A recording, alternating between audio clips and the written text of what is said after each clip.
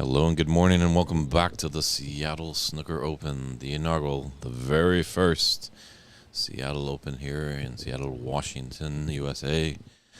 It's Championship Sunday here. We're going to be starting the day. We're finishing off our round-robin matches, round 5, and then after that we'll take a short break and then get into the quarterfinals, semifinals, and the finals to crown the champion.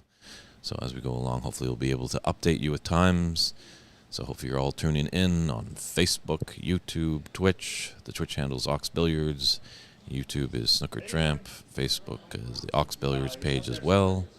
And it's David Burney in the booth, and hopefully we'll have some more friends coming in to provide their insight. And we got a fun little match to kick off the morning here.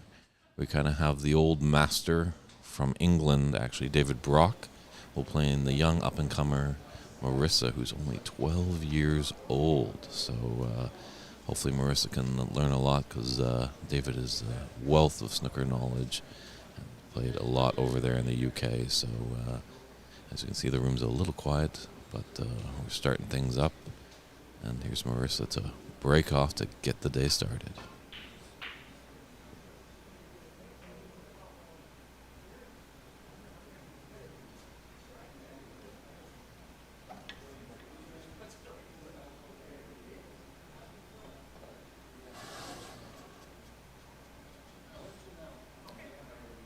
These are always the interesting matches of the day, because not everybody's just woken up just yet, as you can kind of see there a little bit by David. That's a pot he'd like to have back.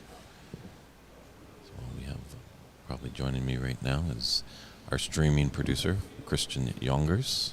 How's it going? So if anybody has any questions on the technical side of putting together these streams, because it's a lot of work, a lot of gadgets, a lot of cables to connect, and it can be a tough job, but if it looks and sounds great, then he's doing a good job. And I think he's doing a fantastic job this weekend. There's a lot of firsts, and this is your first stream, right, Christian? Yes, it is, exactly. Yeah, I feel like video quality, audio quality is pretty good. We had a few iterations of a few different plans to go with, but ultimately we got something that seems to work pretty well. And as long as you can see the balls clearly, I think that's really all that matters, right? Ultimately. Definitely, yeah. There's been some stories I could definitely tell you about. When we were doing the BC Open, getting everything set up on the Thursday. Oh yeah. All of a sudden, my streaming producer up there, Lance Bromlin, who does a fantastic job as well, turns to me and goes, "We don't have internet." Oh, that's not a good sign. Not a good sign if we want to stream on the internet. That's for sure. Yeah. So I guess you could stream without the internet as well. I mean, at that point, it's probably just a recording, you could say. Yeah, it was interesting, but it was just someone had repatched your internet connection in the club a little differently, so we were able to find that out.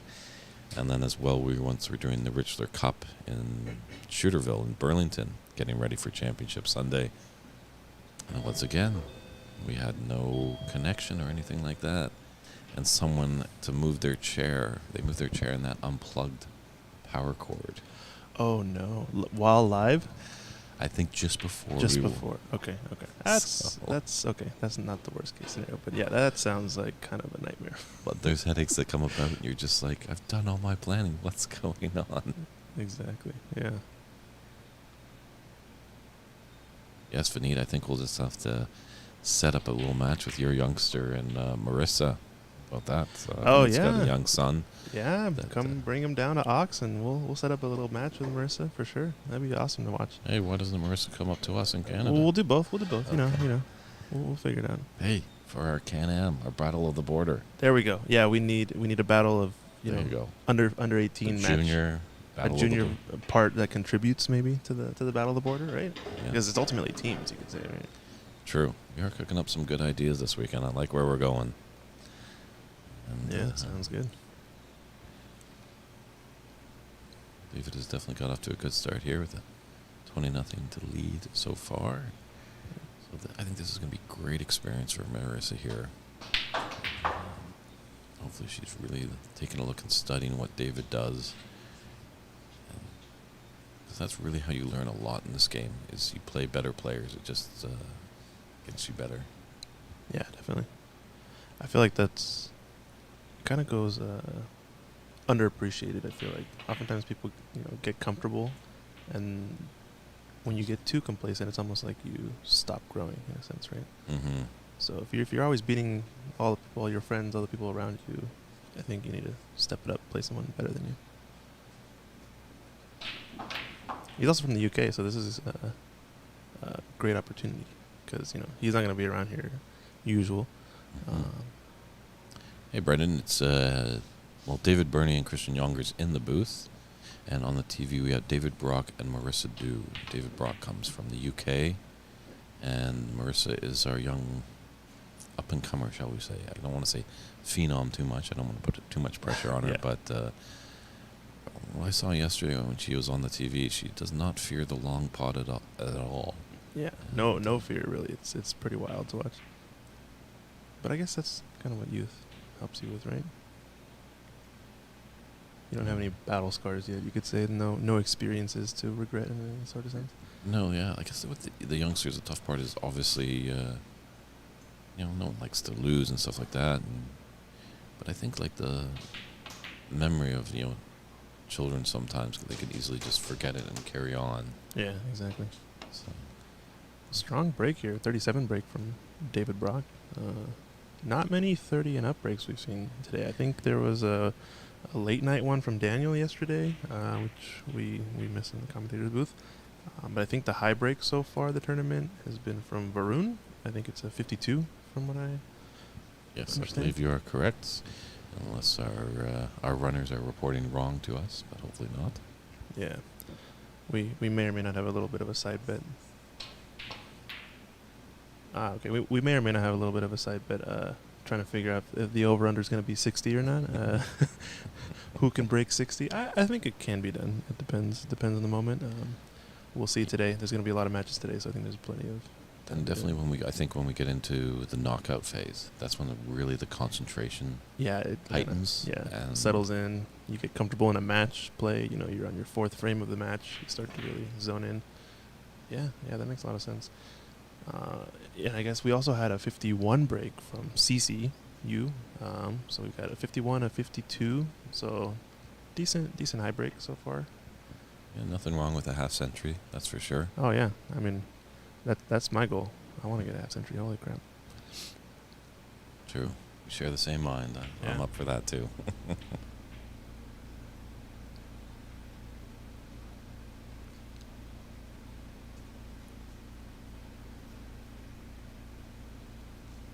Yeah, in this one you've got to probably put the advantage obviously towards David, but this is how young players will learn.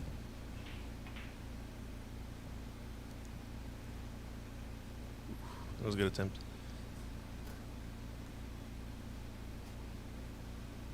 Yeah, it's definitely, you and Mike definitely got to get kudos when there's a guy from the UK where... Yeah, coming all the way down to play snooker. I mean, he was already in the States for visiting some friends and whatnot, but still, I mean, he came from Arizona down to Seattle just to play snooker and visit the city and check things out. True, and being from the snooker mecca... Exactly, yeah. He's saying these tables are fantastic, so that's pretty good. It's a good sign, right? Kudos to you guys. Yep.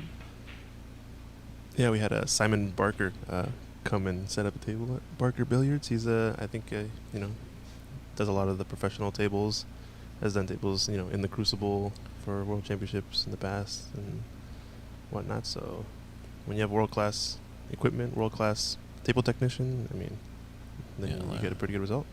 I believe he's going to be coming here to set up the tables again when the U.S. Nationals will be going down here in early September. Yep. Correct? Yeah, Nationals will be hosted here at Ox for the USSA coming up here in the fall.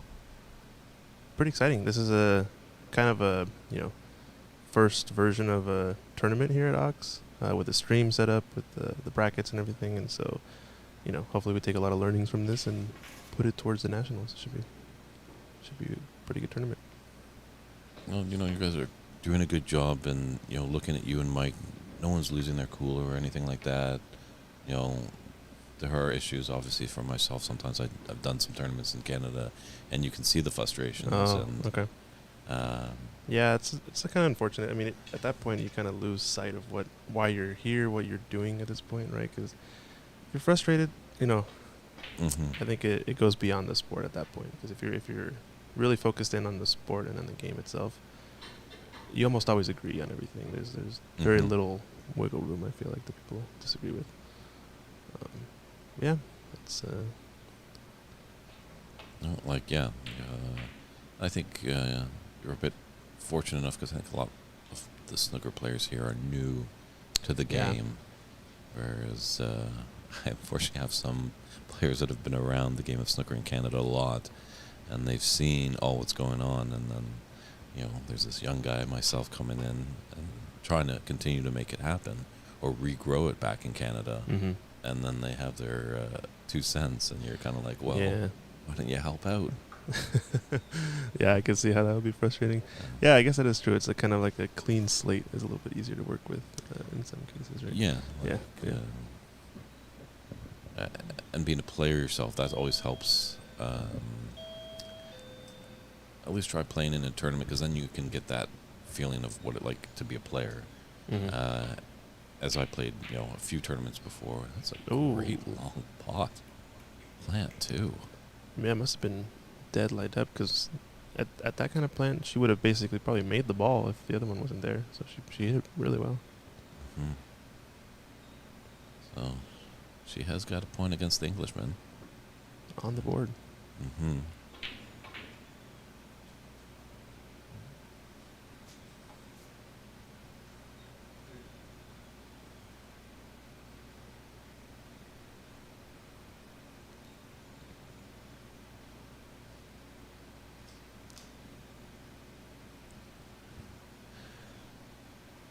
I'd almost, you know, my advice almost would be run and hide right now, come back to bulk, but with Marissa's long pot in.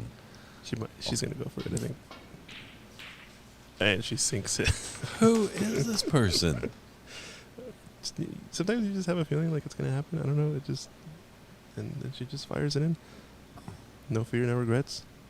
True. Oh, I'll just make the blue now, I guess. Yeah, I think the main thing for her is that she has to focus on making sure she gets the point. She gets the color after the red. She can focus in on doing that, and then hopefully not leave too much. That's where she'll start to fight back. But yeah, and she's a sponge right now too. The young mind is just, hopefully, you know, you guys can give her some good direction. You know, she's got her father right now as a coach, and that's not bad for the beginning. But then soon enough, there's got to be that you know, separation. I don't know if you have children, Christian. I don't personally, but you see it sometimes. That sometimes the fathers could be just a bit. Yeah, it definitely makes sense. I mean, I grew up playing, I think, Little League and baseball in the area where I grew up, and you definitely saw that, like, the fathers became coaches, and then team dynamics could be very interesting when, you know, that person has their child on the team, you know, how things work out, who gets to play when, all those kind of things. That's a little bit of a side, but yeah, there's a little bit of different pressure, I guess you could say, when you know your dad's watching in the room in person, as opposed to, you know, being free, playing with friends on your own by yourself. Yeah, it definitely feels a little bit different. But yeah, maybe the stream will help, you know, give a space for anybody to come watch, so players can just come on their own and focus. Yeah, don't get me started about hockey parents in Canada. Oh, geez, really? Oh, no. I personally haven't had to deal with any. You just hear stories about how it seems like these parents are trying to live their dreams through their children. That's unfortunate. And they're taking it out on, like, say their child's a 5-year-old hockey player. And they're just out there having fun. And then there's a referee that's probably about a teenager, maybe 14, 15, and a grown man is arguing at a teenager because he blew a call or something like that for a 5-year-old game. Yeah, that's a little excessive, I'd say. Yeah. I guess that kind of stems from, like, the passion of the sport, because Canada is known for their hockey, right? That's, like, the top notch. I could see that exact scenario with maybe American football here or basketball here, maybe. That basically meant exactly the same exact situation, but yeah, it's tough. Some people are just strange. Well, I know we're all strange because we all play snooker, so It's true. that's one thing to know. And then again, we talked about this yesterday. Team Southpaw is especially strange, just because of you think of the players, like you said earlier, Jimmy White and all these folks, and it's just like, okay, yeah, we got a good odd bunch, but I'll take it. I like Team Southpaw. Oh, nice cut on this pink. Dan Liebeck, I think I've updated the score correctly. It's 57-7. Yeah, 57-7. for David. Mainly, I'm just catching up to the score in the room that we can see that the players are using to score. So, if the players have made a mistake, I guess it's a little bit on them or whoever's scoring in the room. But I'm just trying to provide an update as soon as possible. But come on down, Dan, and you can help us score if you want. It was a fun time having you yesterday. I think we might see you again today, hopefully. Who knows? It's a tough mix. Just needs to translate these long pots into some of these more shorter pots because he struggles just a little bit with them.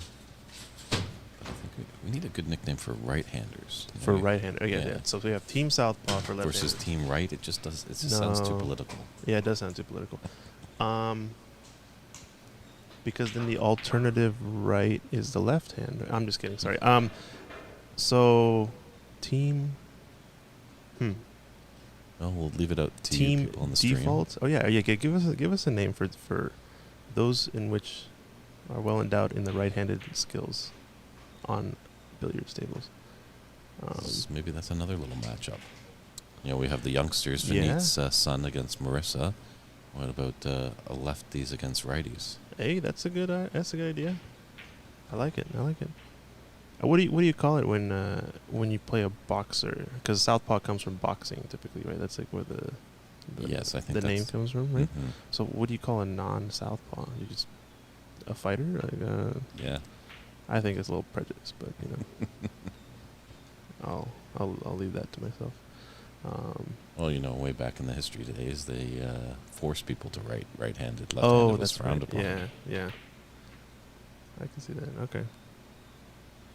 So, good thing we evolve as people. I guess that's true. Yeah, that's a good point. 'Cause they have said, I think, that left-handed people, writing that is, I don't know if you write left-handed. No, I'm right-handed in everything that I can think of besides billiards, and I think it's just because I learned it with my right hand on the table. That's unfortunate. Yeah, supposedly people that write left-handed live 7 years less than right-handed people. Really, just statistically speaking, historically, like that's just been the trend. That's wild. Yeah. I wonder if there's any correlation to that with the actual handedness, or if it's due to other factors. But yeah, interesting. Live long enough, you find some weird facts. I know I have some friends that are left-handed when they write, and they tell me the number one thing that they don't like is because the words go from left to right in a lot of English and Western documents and whatnot. They smudge what they write over constantly, and so you develop this kind of like hooked style of writing. So your hand is not in the way of what you're writing on, which is interesting. I didn't really ever think about that because when you write left to right as a right-hander, you never deal with that kind of thing. Food for thought.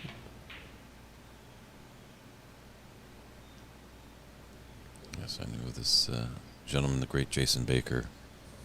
He could throw left and right and bat left and right. That's amazing. He was a great ball player, that's for sure. Yeah. But Looks like the match has ended early, so I think we have the rule in the group stage where if a match, has reached a gap of where 2 snookers are required or more, so I think, at least 5-point lead or greater after the available points on the table, then I think the match is required to end early just because we can't, spend too much time on matches in the group stage, it seems. We overran our time a little bit yesterday, but it's true. Some of the players that we've seen this weekend, obviously just, they've seen snooker in Ox here and they wanted to get in. They hear a tournament's going on, but not sure if many have followed. And seen the rules. Not sure if many have the etiquette. That's a big part, obviously, of the game of snooker. Mm-hmm. As I might adapt that what you guys have done here, because I did see some matches just dragging on a little bit, and even the viewership was wondering, why is this player playing on when there's just so many snookers required. Yeah, it makes sense. I think the rules also is extended a little bit into the knockout stages. If a player has, I think, 3 snookers required, Correct. then we're calling it Yes. that point in later rounds. But in the knockout round, if there is 3 snookers required and they're on the colors, then it's a concession. And they're on the colors. Got it. Okay. Automatic concession.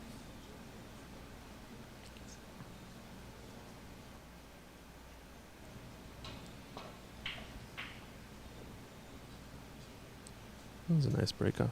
TV break-off, you could say. Yeah. Now, you ever actually aim for one versus the other? Like, from the break-off, I find two philosophies. There's the leave it on the bulk cushion, or, go one off that cushion and come up behind one of the colors. Do you normally prefer one or the other? Do you ever even think about it? Do you just want to get behind something? I'm usually going close for my break off. I'm putting my cue ball by the yellow ball and playing with some right hand siding and aiming to hit the second last red. Second last red on the triangle. So like, so there's the 5, 4, 3, 2, 1. Obviously, so from our perspective, the bottom left of the triangle. Yeah, the second red. Bottom row. Yeah, to Okay. clip off that, come off the top cushion, side cushion, and then another side cushion, potentially come off the bulk cushion. And hey, if I roll behind a bulk color, all the best. But Okay, so yeah, bulk area. you're focusing mainly on just the line, as Mhm. opposed to, going in and actually aiming by the speed necessarily. The speed is less important, I guess you could say, as Mhm. opposed to the line that you're on. Because as long as you kind of get on that line, you should be okay once you get past the blue, kind of, right? Correct. And yeah, obviously the cardinal sin of the breakoff shot, don't hit the blue. Okay. So And then, another thing with safety, something like, wow, how did you play that snooker? Well, not that good that I know I can put the white ball right there. That's your hope, obviously. Mhm. But usually it's just an area. Exactly. If I'm playing safe, I'm going to clip off this red and kind of go to that area. Mhm. And, if I'm fortunate enough to roll up behind the ball and create a snooker, then all the better. Yeah, I mean, when you have this much green in front of you, there's so much space. To aim for such a pinpoint spot on the table is usually pretty difficult, right? Mm-hmm. Obviously, as you get more and more attuned with your speed and angles and whatnot, it gets better. But yeah, I find with more space comes more responsibility, I guess you could say. When I think about it on a pool table, sometimes safeties are a little bit easier, depending on where you are. Then again, you have to hit a cushion after contact, which makes a whole new world of difficulty and differences, right? But yeah, it's if you're trying to get behind a ball, you have to be very pinpoint precise on this point of the table. But on a snooker table, I think you can aim a little bit more generically, and you're probably okay. So that's David's experience right there. That's a great way to just put Marissa pretty tight onto the bulk cushion. Yeah, I mean it was a 14 break, I think. He had red, blue, red, black, and then he didn't really like his odds and just run away and play safe. Exactly, and that's another element to the game, because sometimes if you're getting up on a high break, you want to make that high break, and adrenaline's kicking in. But you've got to be smart, because if you go for that tricky red to continue your break and you miss, you could be opening the door for your opponent. So David, the seasoned player here, chose to run and hide, put Marissa tight to the bulk, and now he's paying dividends here because she made a bad safety shot, didn't really get the shot she wanted. Mm-hmm. And now David's in. Unfortunately, just not exactly where he wants to be here. Oh, tight to the blue. Be some shot, putting it into the green corner pocket.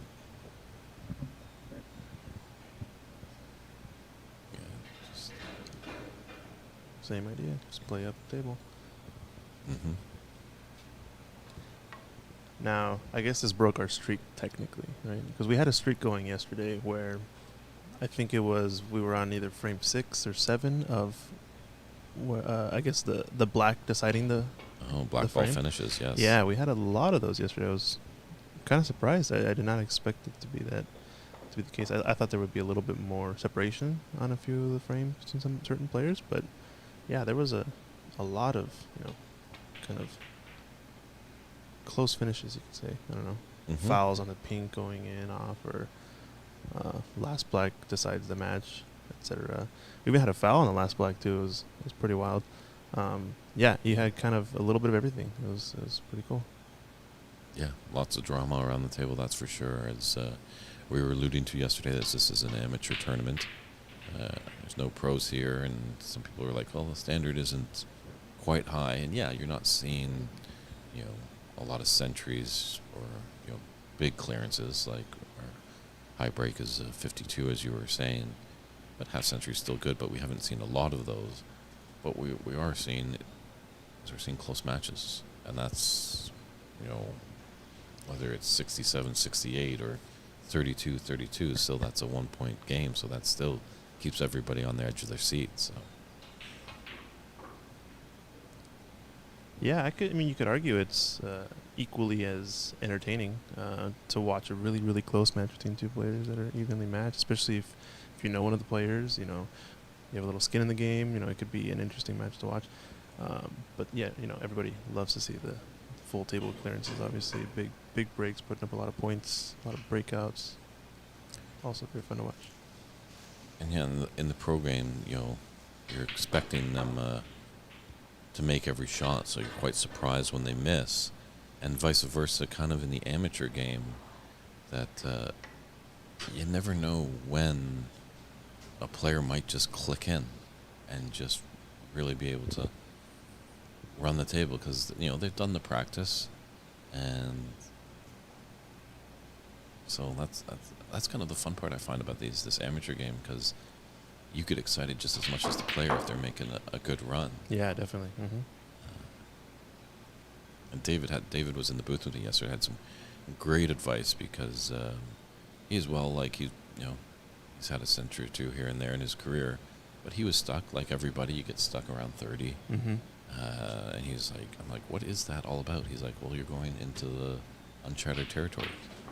You get a 30, okay, and then you get a 30 again. It's like, oh, I've been here. But then you start shaking around because you go into unknown territory. Mm-hmm. But great piece of advice. I'm going to try applying this to my game of just, okay, you got 32. Mm-hmm. You haven't been past that. Just kind of erase your mind. It's like, okay, I got to make another 32 break. I see. And if you do that, then you've got a 64. Yeah, so you're not thinking about it as 64, you're thinking about it as a 32. A 32. Yeah.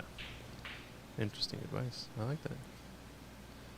Yeah, because the mental game plays so much into your overall performance. Like, it's pretty wild how, putting someone on a table that you tell them hundreds of people are watching, and all of a sudden they change completely how they play. That's one thing I've always found fascinating. I feel like how to master that actually becomes kind of the true way to master the sport in some senses. Like you can have all the execution, all the cue power in the world, but if you can't do it on the spot when on command in the match, in the moment, it doesn't necessarily matter as much. It's not a bad safety shot there by Marissa.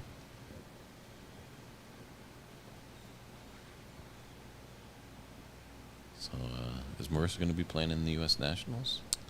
That's a good question. I'm not sure. We need to check. There's a few different eligibility requirements that are there. I don't think sign-ups have gone out yet, or tickets have been sold for players. So, yeah, we'll have to wait and see. It'd be great to have her play, for sure. I'd love to have that. I'd love to watch her play, but I'm not sure. We have to find out details on how to sign up and those things. I know there's a eligibility requirement for being a U.S. citizen, I believe, to sign up for the U.S. Snooker Nationals. So unfortunately, some players in this group wouldn't be able to play. For example, David Brock wouldn't be able to partake. But I guess it's, you know, just part of the requirements. True, and the few Canadians that made the trip. It's a bit unfortunate because I believe that do allow Americans in our tournaments up in Canada. Yeah, I find it interesting, but you know, it is what it is. We can try to change it if we want, I guess. See what works out best. It's the first time we're hosting it ever, so I think we'll definitely learn a lot from the experience. Yeah, always it's learning by doing. You know, and I think that's what keeps us going. It kind of parallels with, you know, your snooker game as well. We're always just wanting to improve and feel like, you know, at one point we're at the table and we can always look back, or if we're running a tournament like this weekend, you guys, a nice little double there. These long pots. Well, fortunately, yeah, this is the color's a little bit to be desired. Probably the worst place to be after making a double like that. But as I was talking to Mike, you know, you're not going to please everybody in these tournaments. Mistakes are going to happen. And as long as you don't make the same mistake twice, you know, 99% of people are quite forgiving. You know, there's that 1% of people that just were born unhappy. I don't know why, but try and avoid those people. And yeah, it's unfortunate that in every walk of life, they're there. Whether it's Little League Baseball that you were talking about, snooker, or, you know, if you're working for the bank or Starbucks, who knows? Ooh, a little bit of a cameo here. So we saw a few players yesterday using two bridges. I noticed using the spider, which is kind of the elevated bridge, and then putting, you know, the normal bridge rest. The spider rest and putting the normal rest on top of it, kind of with two rests for one job. And it effectively is what this rest is accomplishing, right? It's like, I forget what this is called. Is it an extended spider? Is that what you call it? That is correct. It is the extended spider. Yeah, so I think maybe players didn't necessarily realize that we have a couple of those in the room.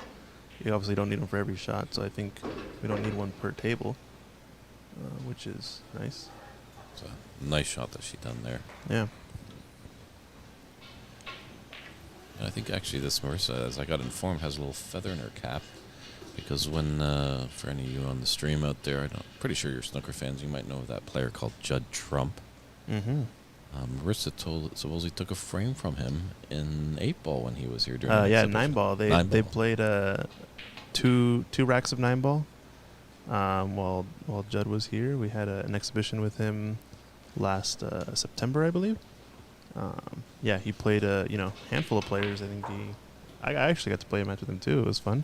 Great. I had a miscued pink that was dead in the pocket, and I completely missed a shot. And he gave me another one, and then I happened to make that one, fortunately, saving face. But yeah, it was pretty awesome to watch in person. You know, you see it on TV, and you're like, makes sense. But there's always those claims of, the table pockets are bigger, they rigged the game or whatever. But when you see it in person, it kind of makes you a true believer. You see it and you're like, wow, without a doubt, this person is just insanely talented at the game. Yeah, there's some things to be said about watching sport on TV or the stream that we have here this weekend, but you can't beat watching it live. So if anyone out there is in the Seattle area, we're down here at Ox Billiards in the Capitol Hill area, feel free to come by and join us on Championship Sunday. Admission is free. They have lots of drinks and a few snacks if you're hungry or thirsty. So there's going to be a lot of great snooker later on today. Just kind of coming to the conclusion of the round robin this morning. And then probably just a little bit after lunch, that's probably when we're going to start the knockout round. And that's when it's going to get real interesting. Yeah, that's when it gets really spicy, I like to say. Spicy? Okay. Yeah. A few of my terms, I guess I could say, are... a lot of action on the cue ball, let's say. It's spinning a ton, it's moving around. I like to call that juice. We have to juice up the cue ball and get it moving around the table. It does sound like a pool term, I think, the juice. Yeah, Juice. probably. I just like juice, so I think it's a nifty What's your phrase. favorite? Apple, orange, grapefruit. I've been recently backspin, doing topspin. this cranberry mix with like really like organic, like true cranberry juice, like not cranberry cocktail, but like pure 100% cranberry juice mixed with orange juice. Oh yeah, that's the stuff. You're an interesting guy. Thanks.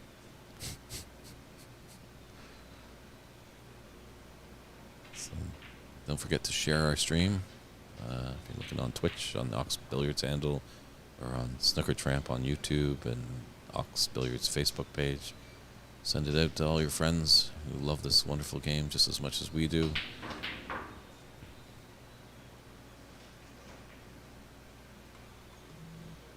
Yeah, I might have to tip David here. I think if he takes the 2 frames, which it looks like he will probably take the 2 frames, he will be the head of his group. And he's got to be one of the favorites, that's for sure.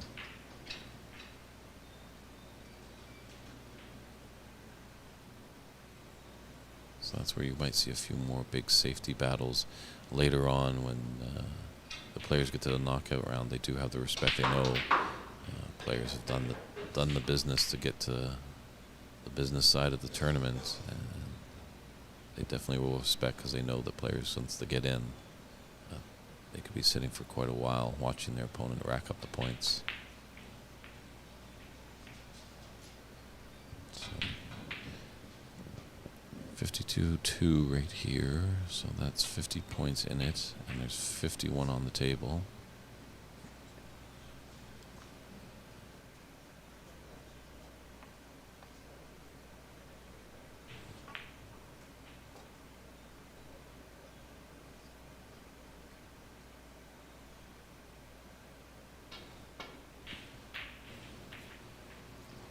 I didn't want to cannon into that black, that's a little unfortunate.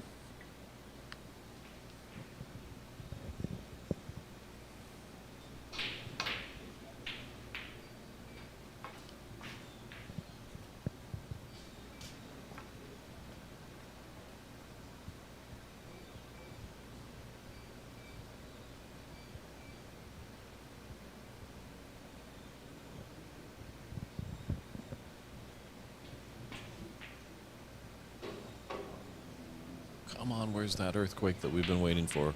That red's got to drop. Almost. Yeah, one thing I would say, Marissa's young, so, let's take the criticism with a grain of salt, but you'd like to see her maybe a bit more just when she comes to the table being a bit more command, might want to tell her coach or her father just, she kind of does saunter a little bit. She is a 12-year-old girl, so I will give her the benefit of the doubt, but when you want to come to the table, it's your table. It's like, this is my canvas. I'm ready to paint. Yes. Yeah, makes sense. Kind of that presence element, right? Okay. You see with the pros, when they're really gunning, they're in command. They're walking around the table like they own the place. Yeah, because they do, I guess, right? Mm-hmm. I mean, when you're knocking in centuries, you kind of own the place. And yeah, it can be intimidating to your opponent. Walking around the table with confidence and doing the business. But this looks like this is going to be the match here.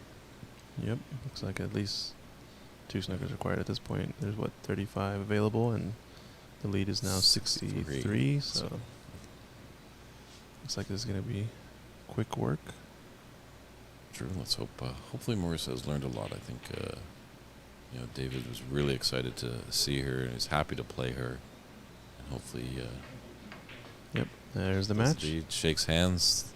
There we are. Our first round-robin match of this championship Sunday in the final round has come to a conclusion. David Brock has taken 2 frames from Marissa. That's looking really good for David to move on. But we haven't seen the last of Marissa, that's for sure. I tip my hat to her. Kudos for her coming out, just hanging out with a bunch of the big boys and stuff like that, showing no fear, and the only way for her is to go up. So we'll step aside and get ready for our next round robin match. So keep that stream up, and we'll be back shortly.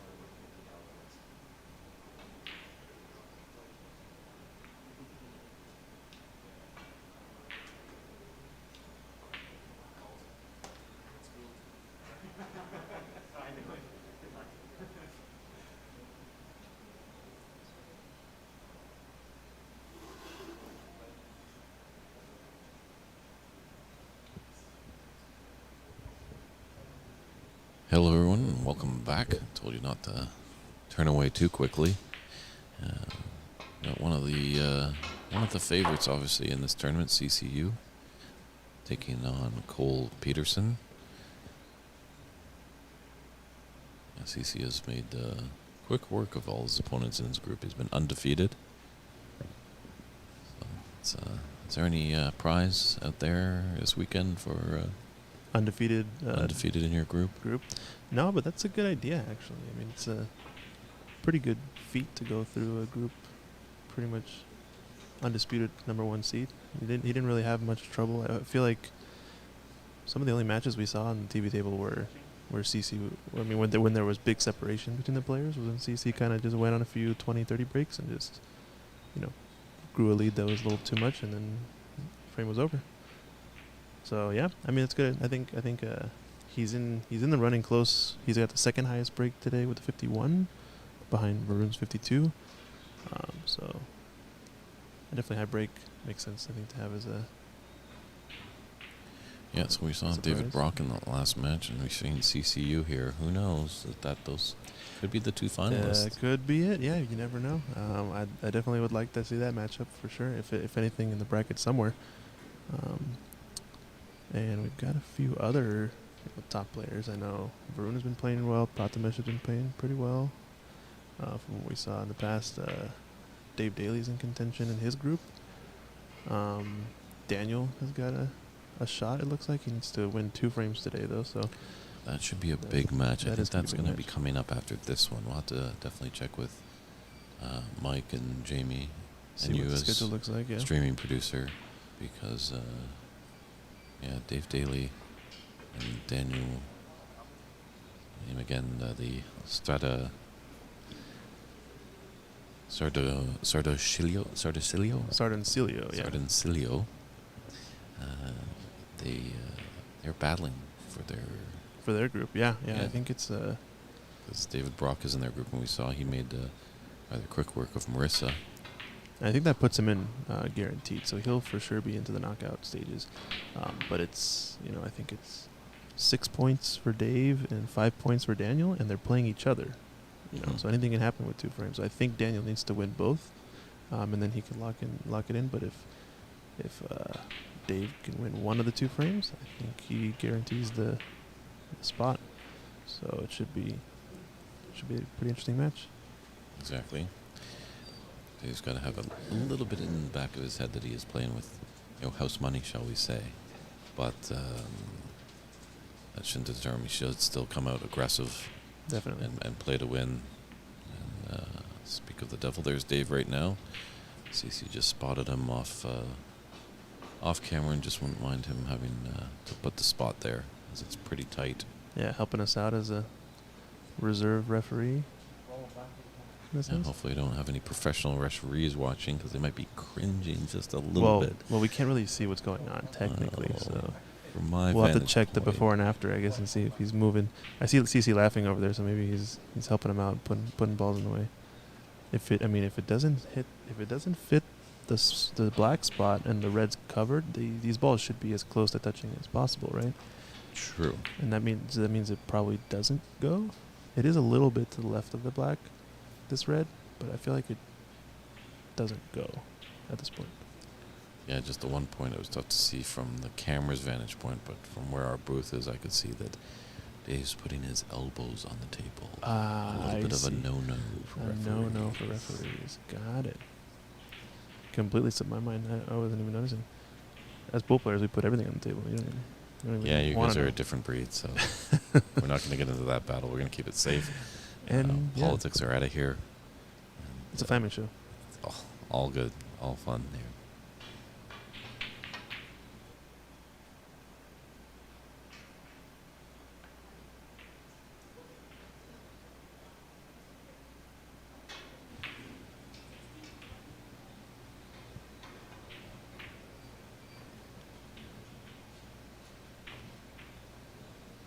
All right.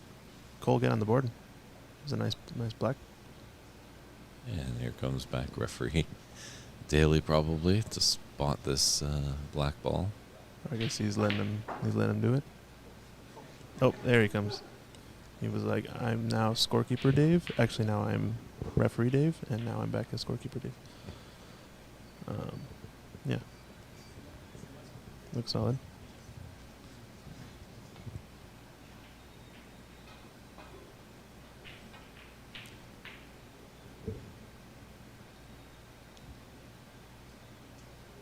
Yep, Dave's quite multi-purpose over here. Definitely, yeah. He's kind of been a good, inspiration in the Ox community. I think he probably has the most experience out of any of us in the area. Hails from Ireland, so he probably grew up with the sport over there. Has his own table at home as well. And yeah, I feel like I've learned a lot from Dave just from playing League with him and learning different aspects of the game and techniques and facets. He taught me how to classic ways to run the colors. Oh no, where's this ball going? Okay. You know how you have to, there's classic patterns to run the colors typically once you get to the colors.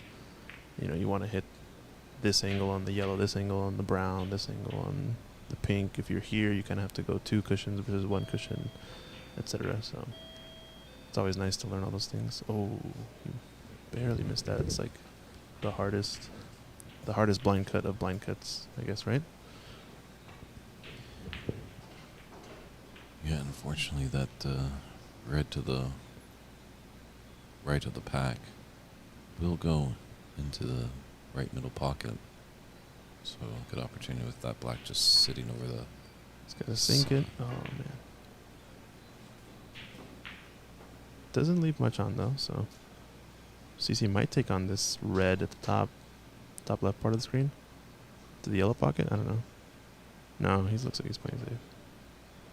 Played the double here with the element of safety. Okay. The double goes in the middle, right middle. He's onto the black for sure. Mm-hmm. I like that.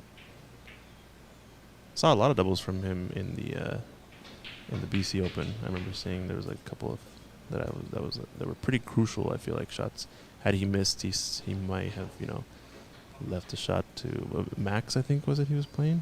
He was playing Max in the final. Yeah. Yep, that was. It was a great match.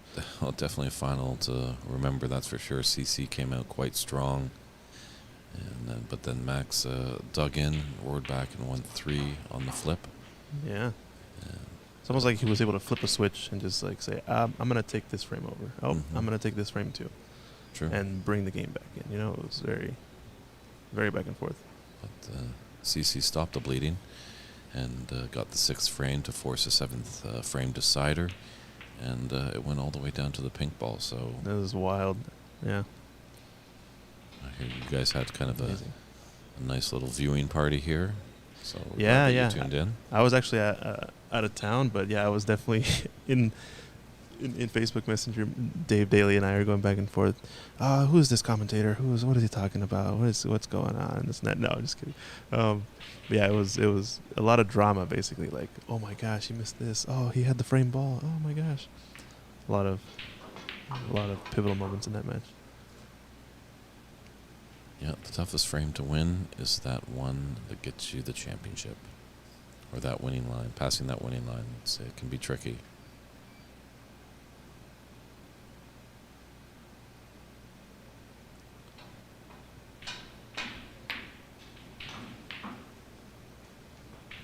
All right, so Cole take advantage of that miss from CC on the black from earlier. Left it in the pocket. Sometimes I feel like I shoot those at slow speed just to think, okay, I'll save it for later. Once I get another red, and then my opponent comes back and makes it instead. It's always a little bit of a tough one to take, but I think CC will be fine.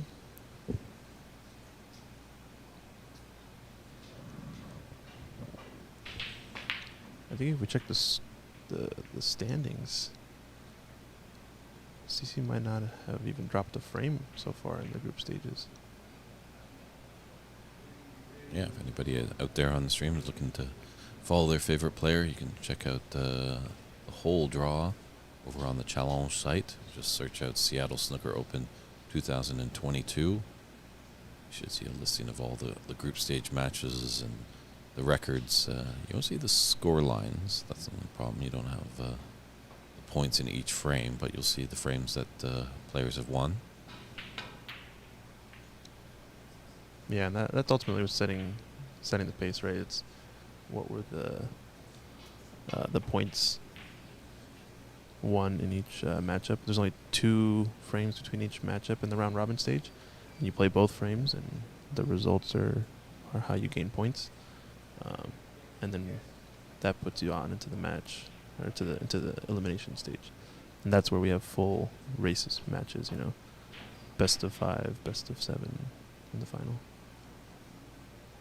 Yep, and those are interesting to watch because definitely momentum can play a big key in that. Always getting the first frame, it's very important in those knockout matches. That makes you feel like you're in the match. And until you get that first frame on the board, it definitely does feel like you're just struggling out there. Mm-hmm. So we'll see how all the twists and turns, as there's probably going to be more than a handful here on Championship Sunday at the first ever Seattle Snooker Open. We're in Ox Billiards, great club in the Capitol Hill area of Seattle, Washington, US of A.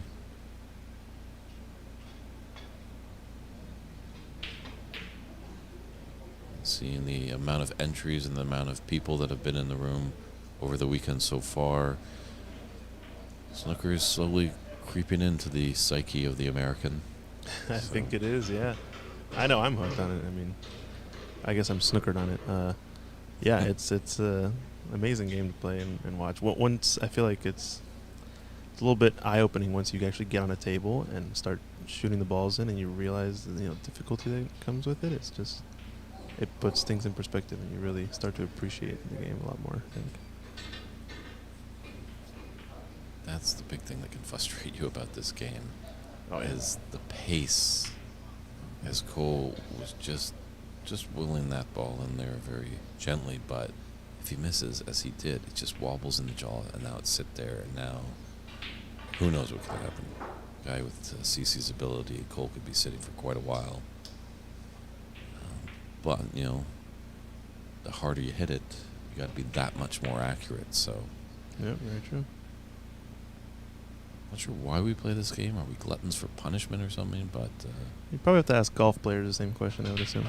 I think it's some sort of human element that makes us want to do this.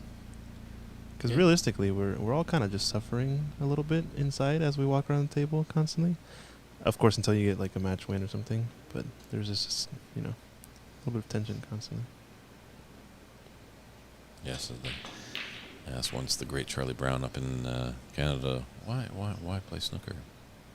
There's the agony, the frustration, but the 5 minutes of glory. Yeah, exactly. Or the sound of that perfectly struck ball, the click of the balls, the hit into the back of the pocket, knowing how clean of a shot and a pot it was. Mm-hmm.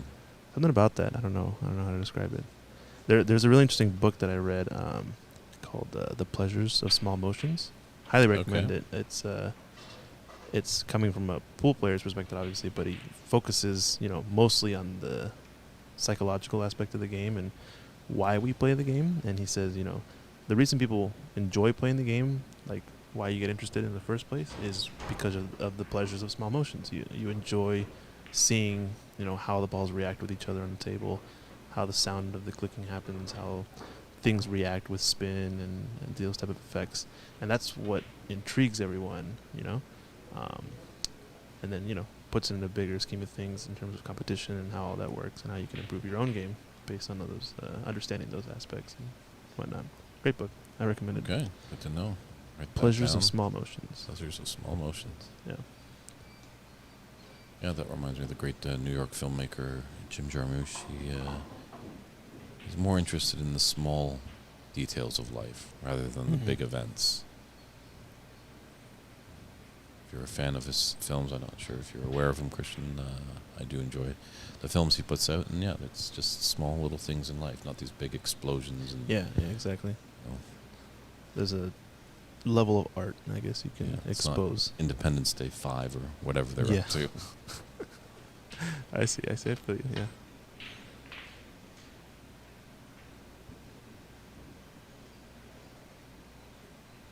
So Cole keeping it close in this. He's left this red, unfortunately. So I think Cece's going to capitalize and get at least a few points, but only a 7-point lead is still manageable. But if I'm Cole, I'm feeling pretty decent right now. Great. And since we're on the topic of arts and stuff, if people were ever interested to see, they talk about the 80s in this game of snooker. That was really when the boom it really took off in the UK and pretty much around the world. And they had quite a bunch of cast of characters, but there's a film, a kind of docudrama, called The Rack Pack. Not sure if you're aware of that, Christian. And that chronicles the battles between Steve Davis and Alex Higgins. Oh, the Rack Pack. It's a play off words off the Rat Pack. Correct. Yes. Was it a jazz singing group, right? The Rat Pack? Yes, the Rat Pack with, I think, Sammy Davis Jr., Yep, and Dean Martin, yeah, guys that were a bunch older than us, so I'm grasping for names. But, the no, Rack Pack. the main man, yeah. What's his name, too? Sinatra? Frank Sinatra. Yeah, How can yeah. I forget Frank? I think there's a very famous picture, actually, of them playing pool at a table and laughing around, hanging out. And I see it all over the place at some of the pool halls in the area. I don't know why it's a famous photo, but yeah, the Rack Pack though. So you're saying this is The Rack Pack Steve Davis and his battle with Alex Higgins. Higgins. But it's with all the guys from the 80s, but it's mostly focused around Alex and Steve. Got it. Dennis Taylor's there, Cliff Thorburns there, Kirk Stevens, Tony Knowles. All the guys from there. Barry Hearn as well. Barry Hearn. Wow. Okay. I think the gentleman that plays Barry Hearn actually did quite a fantastic job. I see. They once had the actor did an interview with Barry beside him, and he's like, "Oh, it was fun, but I think this is a bit more nerve-wracking, actually." Yeah. The person I'm actually portraying sitting right beside me. Definitely, yeah. So.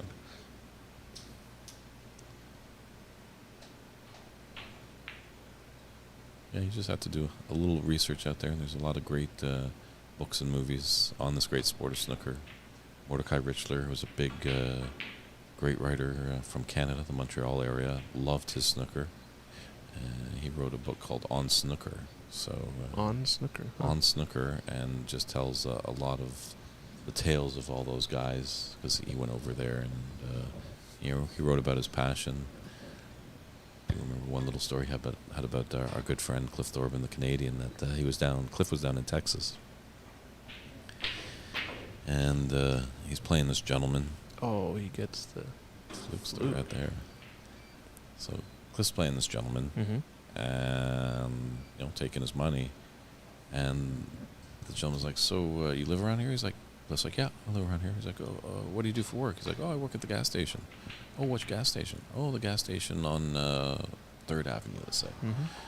The gentleman's like, "No, you don't." Cliff's like, "Yeah, I do. I work at that gas station." And the guy's like, "No, you don't, because I own that gas station." Oh. Oh, I see. So No the jig longer was do you. up. Oh boy, what a way to find out you're terminated of employment. So, yeah, Mordecai had some great stories in there, and actually that's our crown jewel up with Snooker Canada, the Richler Cup. Unfortunately, I don't think it's going to be held this year, just with the getting out of the pandemic. It's you want to put on these tournaments, and it's tough when you put in all the energy, and then all of a sudden, that nasty pandemic wreaks its head again, and you have to shut everything down. So it's better just to kind of maybe take the year off and then come back when we're all well and healthy. Yep. Well, he's putting on a little run here. He's on a 23 break, it looks like. Looking pretty solid. Now so CC was part of our Washington State Snooker League, and I've been playing with him a few times, and I've noticed he plays with a maple shaft, but it's still a snooker cue. It has the same conical taper where it goes, very thin at the tip, kind of a constant taper outwards, but it's a maple shaft, so there's no chevrons on it. I guess he doesn't like to see the chevrons. He doesn't necessarily like the feel of an ash cue.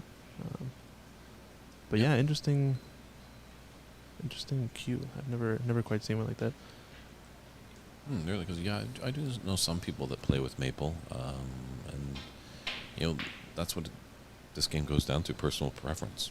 Oh yeah, definitely. And if you're feeling confident with a maple cue, you know, a Nash cue, do whatever you need to do. Yeah, more power to you, right? Carbon fiber cue. You ever think that's gonna break into the sport of snooker? Maybe. Possible. We've seen it kind of revolutionize pool for sure. I think at this point, in terms of the professional scene, you see overwhelming majority are now using carbon fiber shafts for playing. And it happened in a lot of sports. Tennis, I believe, used to have wooden rackets, and now they're all kind of carbon fiber or fiberglass type synthetic materials. Golf clubs have gone from wood to metal to other things as well. So yeah, the steel shafts to graphite. Yeah, exactly. So lacrosse sticks were all wood, mm-hmm. and with the netting, but now they're graphite and stuff like that. So I wonder if it's going to influence the game of snooker at all at some point. I imagine there'll be a pocket that'll build at some point where, most people use this type of cue, but who knows if it'll actually, be the majority across the board. Yeah, it's like anything. I think a lot of snooker people are purists and stuff like that, and we as people, we do kind of fear change a little bit, mm-hmm. but sometimes we should embrace it a bit because it could be change for the better. Exactly. Yeah. So if one person does it, and it might look like an outsider, but then a few more catch on to it, you never know. So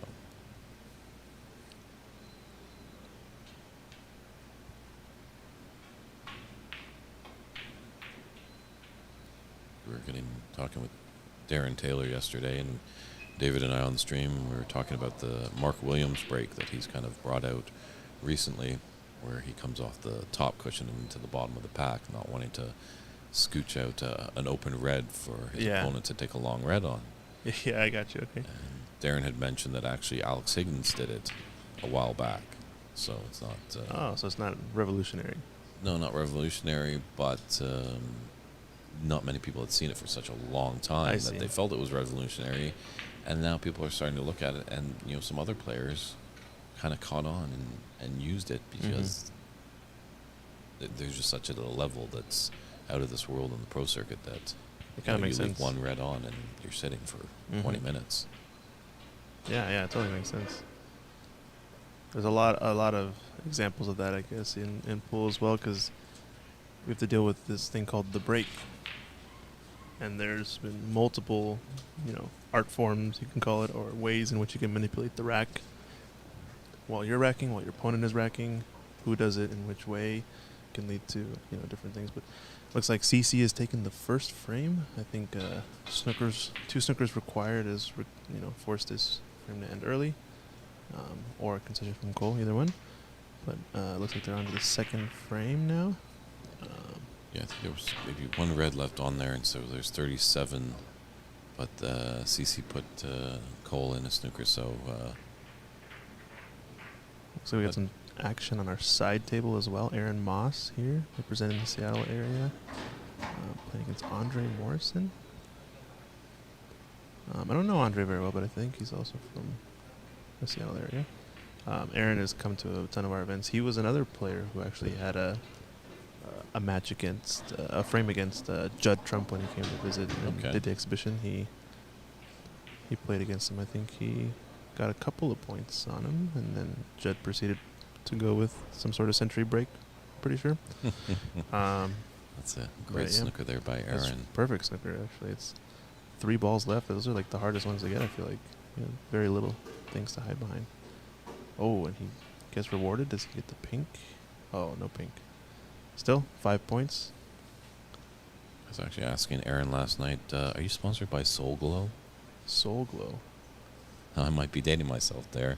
And maybe anybody on the stream might tune in, but Coming to America. An Eddie Murphy movie from the 80s. Yeah, okay. Jerry Curl Soul Glow.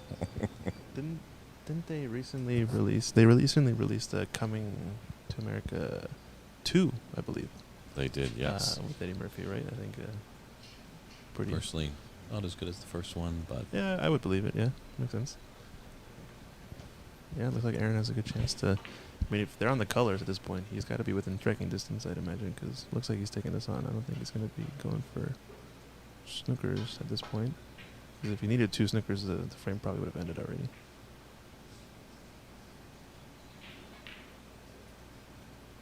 He's hit a little bit off. Not a close frame. Yeah, we'll just kind of take a look at the climax of this frame before we get back to CC and Cole. Looks like they just broke off, and CC's at the table starting to get on a little run if you can. But a lot of matches that we've seen going down to the colors, going down to the pink, the black, deciders. It's been pretty fun to watch. Yeah, definitely more and more in the knockout. It's going to be coming down to the colors, I think. I see that a lot more.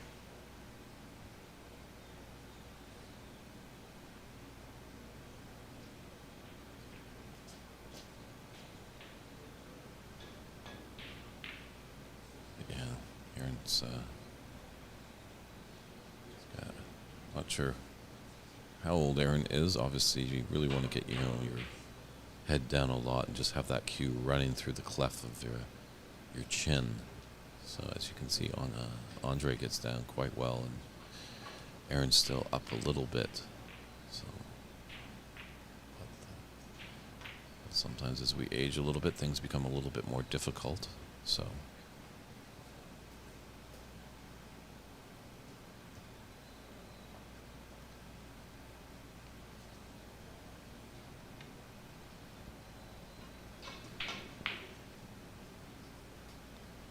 Oh, he gets the treble.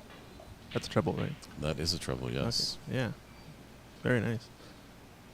It's kind of always a chance to do that whenever you're going for the kind of high speed double into the middle pocket. But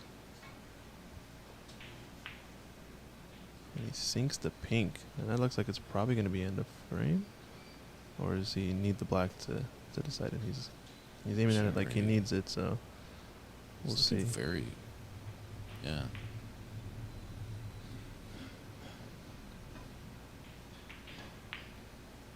And he knocks it in. What a shot. A little fist pump there. Yeah, well done. That. He's happy with that. So. Well done, Aaron Moss. Very nice. Back at our featured match over here between Cole and CC. Looks like Cole's gotten off to an early lead. Gets the first point on the board this time. Looks like they're 9-0. Can he hold it is the question. I think if Cole can get 1 frame off of CC, I think it might look pretty good for him in the group. I think he's currently sitting either tied for second. I think he's got a lead of 1 point on Kevin Mayank and Dan Liebeck and Larry Leach. So he's in second, but by a slim margin. And if you can't get any points in this, one of these players is tied for third, might be able to pass him up and take the second overall spot in the group. True, if Cole is to take one on CC, that's going to put a little chink into the armor of CC, as he's completely undefeated, won all his frames over this round robin so far. Oof. Long pot attempt. Pretty close. Yeah, I think since CC has won all the frames, it looks like Cole's actually tied. He's split, so he's gone 1-1 with every player in the group except for this match so far. And he's in second place. I guess it's going to be quite the battle for whoever takes the second spot. If Kevin and Maya and Dan and Larry, I'm not sure who's playing between Kevin, Maya, and Dan and Larry, but if they all tie, that's going to be quite a bottleneck there. There's going to be 5 players with 4 points. So that's going to come into tiebreakers, possibly respotted blacks. So interesting Group B. It always get interesting at the last stages of the round robin. And to all of you that want to get involved in these tournaments, quick way to not be invited back to a tournament just to pull out early of the round robin. Unfortunately, it really gives the tournament director a few headaches because you need those matches. It just came to play. Change the change the outcome of who gets to advance in the group, not necessarily intentionally or not, but it's a little bit unfair at times if some players have worked hard and then they know this person would have put up a fight. Maybe they miss out on getting to the group stages. Oh, this cue ball looked like it was a little bit of an arc to get over there. I didn't think it was gonna foul or going off the initial shot, but then it started to creep towards that corner. Well, he's going against the nap there. I see. Yeah, the Anytime nap took it a little bit more. It's going to drift ever so slightly, but just against the nap because you're pushing against it, and it will go to the left or right. So I can see a little bit of that for sure. I would not criticize these tables of not being level because I'm pretty sure.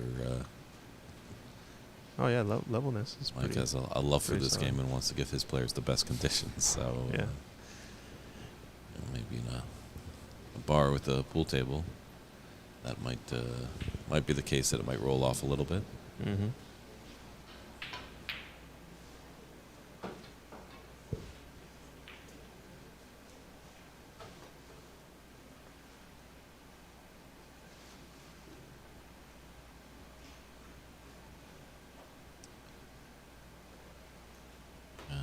Probably CC's just going to take this long pot and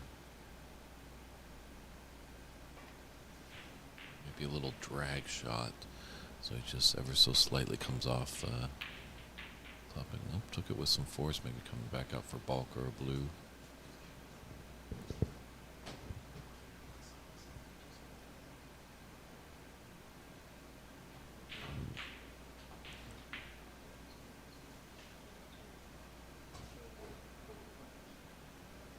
So yeah, I think our estimation hopefully is possibly around maybe 12:30, 1 o'clock, maybe when the knockout match is going. I'm not sure how many more round robin matches we have. We're getting to near the end. So 12:30 is start the knockout. Is that what you're saying? A guesstimation. Okay. Okay. I don't want to spoil anybody's commentator curse. Sunday commentator curse about the times. I've had enough that they do it on the table about the players' shots. So, I mean, it's okay. And most people that are not tuning in yet, obviously they're all at church or somewhere else right now. Maybe sleeping in, and then gonna catch the big action coming in later during the knockout stage.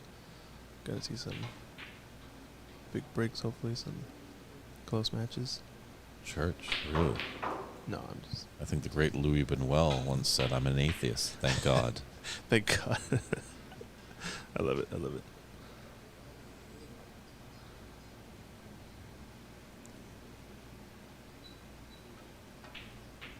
But I should actually get in touch with Cole, as he's another Canadian.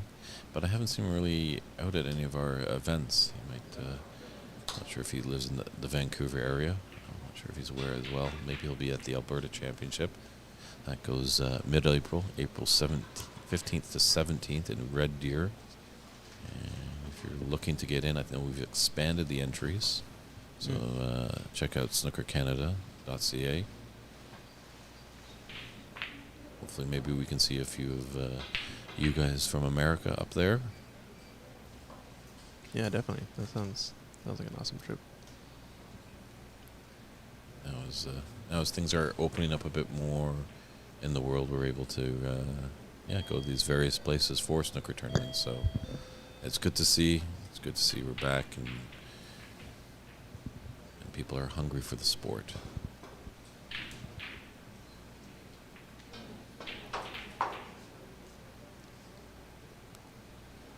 Good, firm, confident stroke. Yeah. Unfortunately, no, the black is on. I don't think so. I think this red has blocked the path. Yeah, He's not even looking at it. I don't know if you knew that going into it or just noticed right now. It's going to maybe run and hide, use the green, something like that.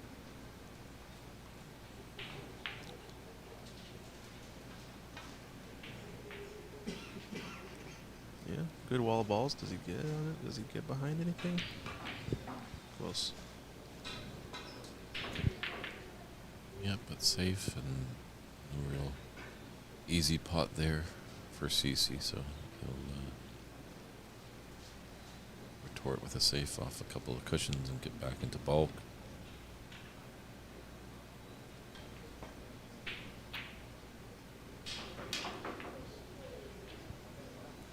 That red kind of came up a little bit, but fortunate if the green is there to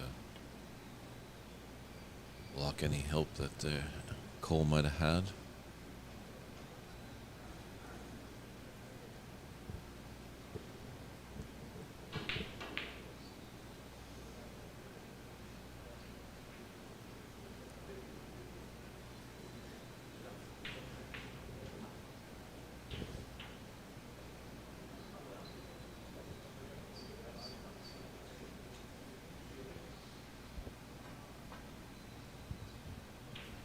Taking on the cut. Oh, man. A little fortunate to leave it a little bit funny like that. Just wonder if there's a gap there for that red ball. That's just to the left of the black, not the one that's close to the black, just left out near open. Yeah, it looks like it'll go. I was thinking about this close red though for some reason. He wants to play safe, thinning off a bit. No, he's taking it on a shot.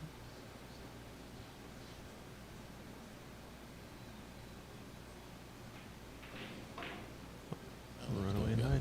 Yep. Didn't quite have a good shot then.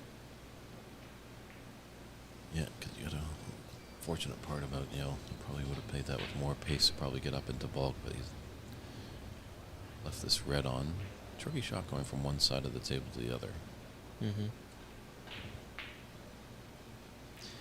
I also noticed CC's wearing a glove. How do you feel about gloves in the cue sport world? I'm a pretty naturalist. I don't wear a glove when I play golf. I don't don't wear a glove when I play billiards. I do wear gloves when I snowboard, but that's because there's lots of snow and it's cold. And it's cold, yeah, that makes sense. I'm personally a big fan of the glove. Yeah. I don't find it sticks too much when I'm cueing through my V on my rich hand. I think I've noticed that the cue itself has a lot to do with that too. If you keep your cue pretty clean and you also it's not lacquered, maybe you've worn off the lacquer over time, it starts to get this sort of I wouldn't say rough, but I'd say textured kind of consistency that lets you slide in the V that your hand makes in the bridge. It just makes it a lot easier, and then you just wash your hands every once in a while, and you're probably fine. But I find that my hands kind of sweat a lot. I feel like when I get nervous or when I'm really focused in on something, so I think the glove just gives me peace of mind. Fair enough. And yeah, as it goes back to what we were talking before, that comfort level. Exactly. What are you comfortable with? Comfort actually has so much to do with the game. It's pretty wild. I mean, something as simple as having the wrong pair of shoes can just really throw you off, right? Mm-hmm. That's why we were mentioning yesterday, we're seeing CC practice pretty much in his Sunday sweats, but he's using his dress shoes as well. Exactly. Yeah, that is one thing I noticed when we're playing League every Saturday. Him and Angus always wearing their dress shoes, no matter what they're wearing. Besides that, it's always. I think he just leaves his dress shoes under the table and just pops them out, slips them on, plays his match, and takes them off. But yeah, it makes a big difference if you're really comfortable, really used to what you're playing with, right? Yeah, most of the time, we're playing with friends or stuff like that, and just they're casual matches, and we're probably in casual clothes. But always not a bad idea if a tournament is coming up, because more and more of these tournaments are more formal dress code, and snooker definitely for sure, as we like to present a good image of the game. And there is that old adage of dress smart, play smart. Yeah. So. Yeah, I like it. Now, how do you feel about the very formal aspect of the game? The waistcoats, the slacks, the dress shoes.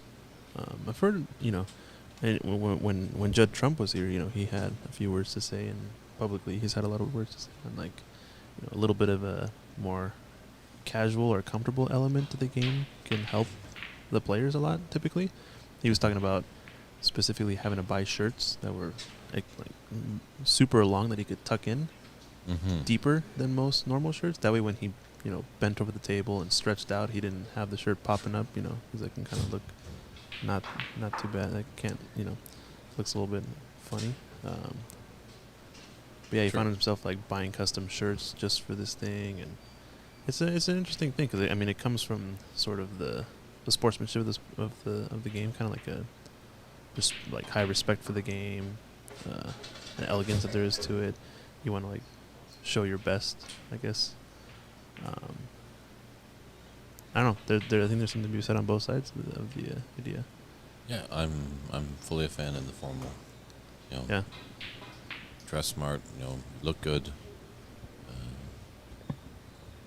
and it presents a good image, and it gives sort of sometimes the onlooker that doesn't know much about the game, but you're looking over and you're like, who are all these people dressed so nice, and what is this big game that they're playing? And I think Matt, who was in the commentator's booth yesterday, always likes to joke around, and he keeps telling me, who are all these waiters out here playing snooker? What's going on? I'm so confused.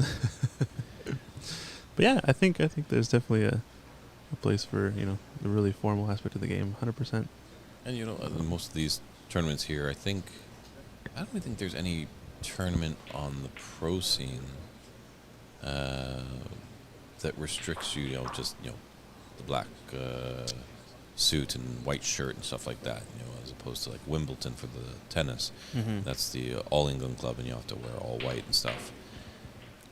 But I think you can be, quite creative with your attire.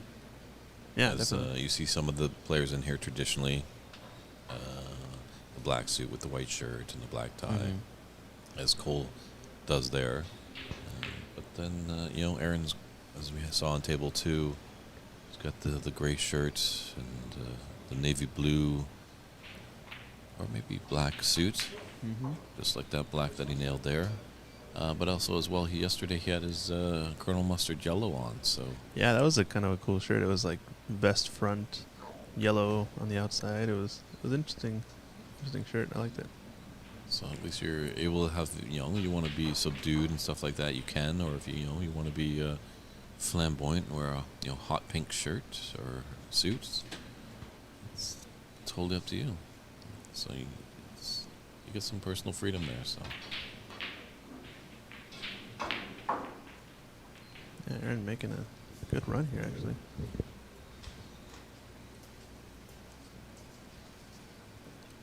Spotted pink, spotted black. Looks like at least a double-digit break.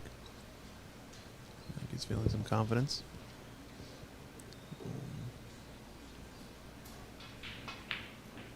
Well, definitely back in Canada, we're trying to amp up the sock game, that's for sure. The sock game. The sock game is key.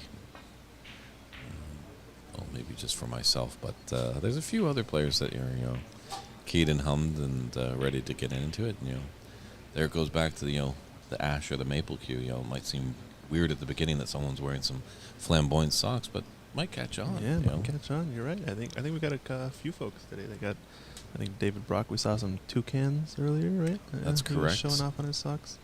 Dan Peterson had a very billiard-themed socks. Oh, a bunch yeah. of 8 balls. 8 balls? I've seen those socks. Yeah, he loves those ones. It's good taste, having some interesting sock styles. I like it. It's one of those things you don't necessarily show off because it's not a shirt or whatever, but you can always give a little sock flash when people see you getting down for a shot. It's like, oh, what does he got going on? Mm-hmm. A little intrigue. Well, Aaron's going to town on these. And shoes as well. Sometimes some players have some quite fancy shoes. Yeah. There's definitely some guys on the pro circuit. They're dress shoes, but they're very wild sometimes. So, good little break there by Aaron. We check back in that match in a little bit to see how they're doing, but we're back here at our features match between CCU and Cole Peterson. Both players in Group 2. This will be the final match for both players. And we know CC's moving on to the knockout. He's probably got the target. I think he might be the player to beat this weekend. Yeah, definitely. But, you know, Cole had his destiny here, obviously. If he was able to take 2 from CC, he would be really great position to move on. But now, potentially maybe losing the 2, it's not up to him. He's going to have to hopefully get some help from some of his fellow Group 2 mates. Hopefully he sees ties across the board. Still, I don't know if that's going to work out. Yeah, I think he's only got a 1-point lead, so I think in the other group we've got Kevin Kue playing against Dan Liebeck. So if that match ties, then it'll come down to high break between Cole, Kevin, and Dan. You also have Larry Leach and Mayang playing. So it depends. I mean, yeah, I think he needs both of those matches to tie, because any player who wins both frames in those is gonna surpass Cole, I think, in the group. Unless he can pull a magic trick out of this. I mean, CC's still at the table, so it's gonna be tough. But if Cole can somehow.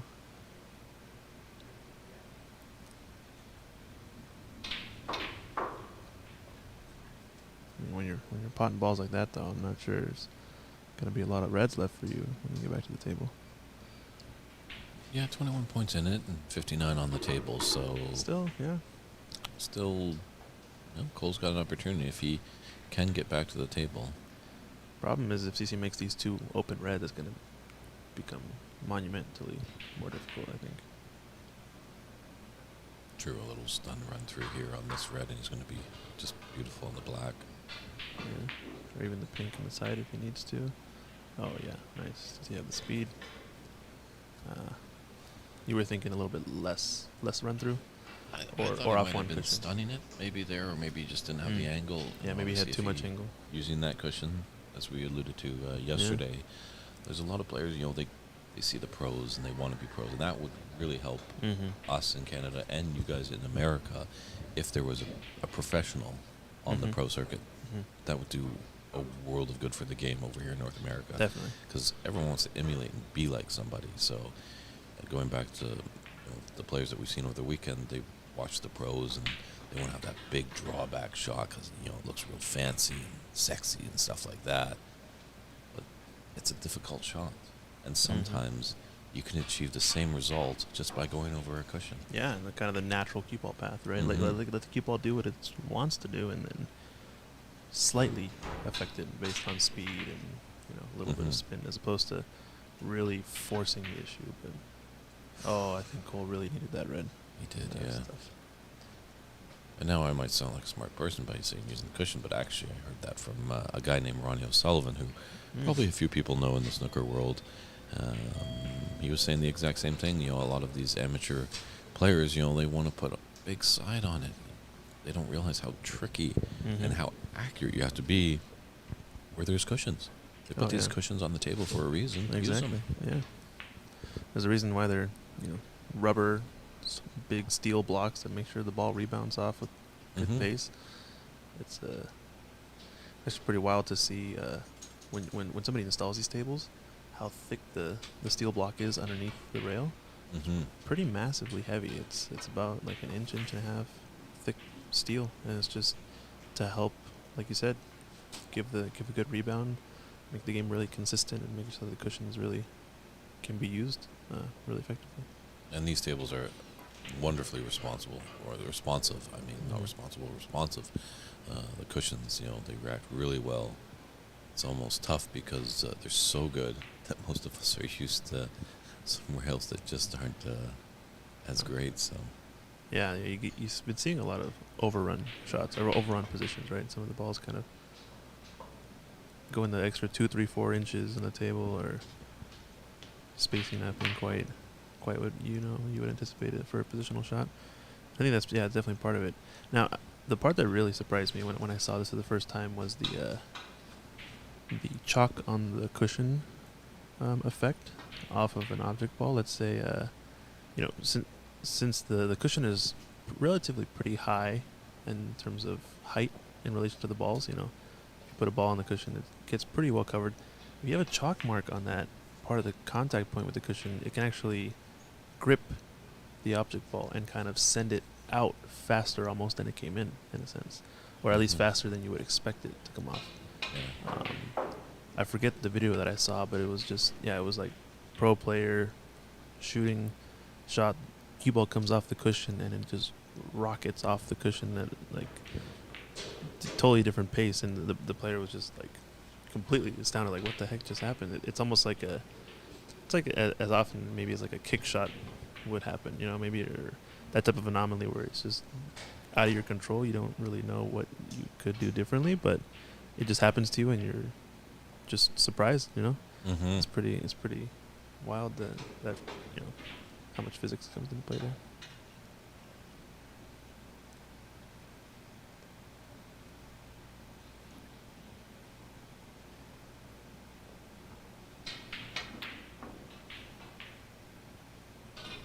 This might be an opportunity here for Cole. Oh no, this red is blowing up behind. A little covered there. I think he has the potting angle, it looks like. Just On for the that top. red by the yellow.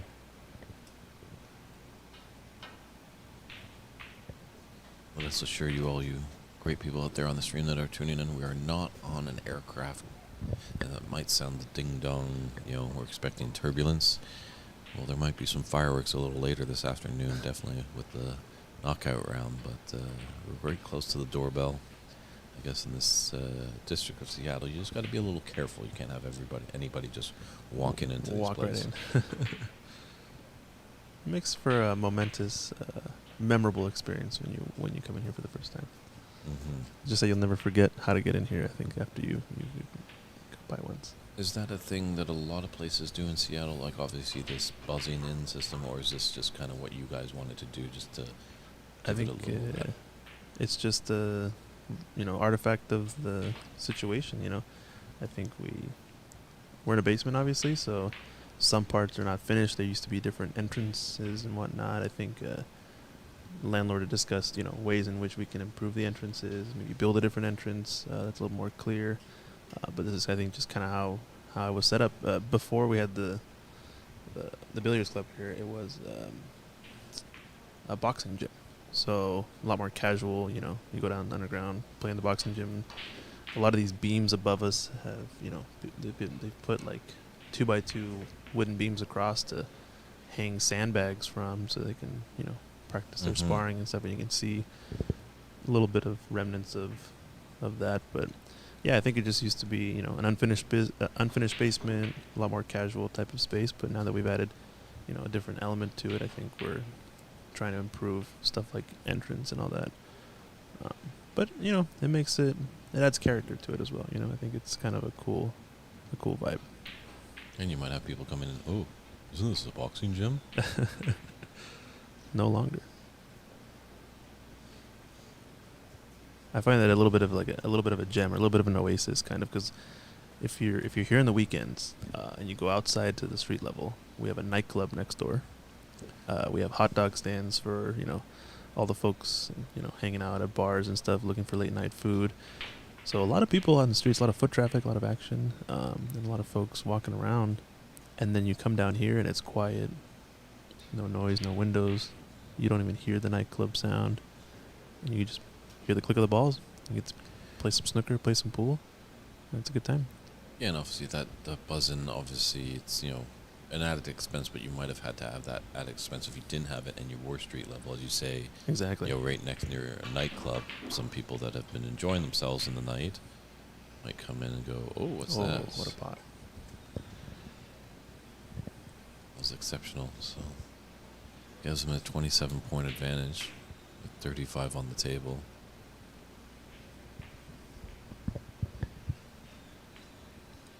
Yeah, generally the the experience of most people have been like, wow, this is a really cool place. So it's pretty unique in that how to enter, how to exit, all these things.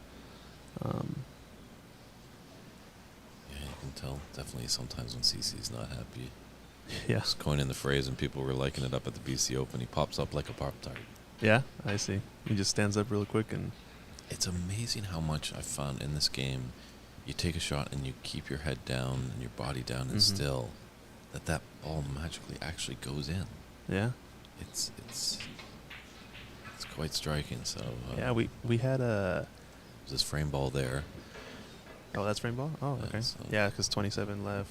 So right now there's one snooker required without a pot. Mm-hmm. But if he makes this blue, I think this will Two. Yep. end the frame. And he sinks it, so looks like CC's going to be winning the second frame of this match. I don't think he's snookered, so as long as he hits this yellow and doesn't foul, I think the frame will end after this break. True. That's, I think, why he's putting a lot of concentration on the blue. Always good for you youngsters or new players if you're playing in tournaments. Go over those tournament rules. All sometimes just have a little different quirks, as we've alluded to in this one. That Oof, almost made the pink actually. That would have been horrendous. pretty, yeah. Dangerous. So I guess he's at Looking at the score and handshakes are had. So Yep. CCU 43-10. undefeated. undefeated in the group stage. Yeah, that's Mhm. definitely the player to watch out for. I mean, I don't think anybody else has gotten undefeated in any of the other groups so far.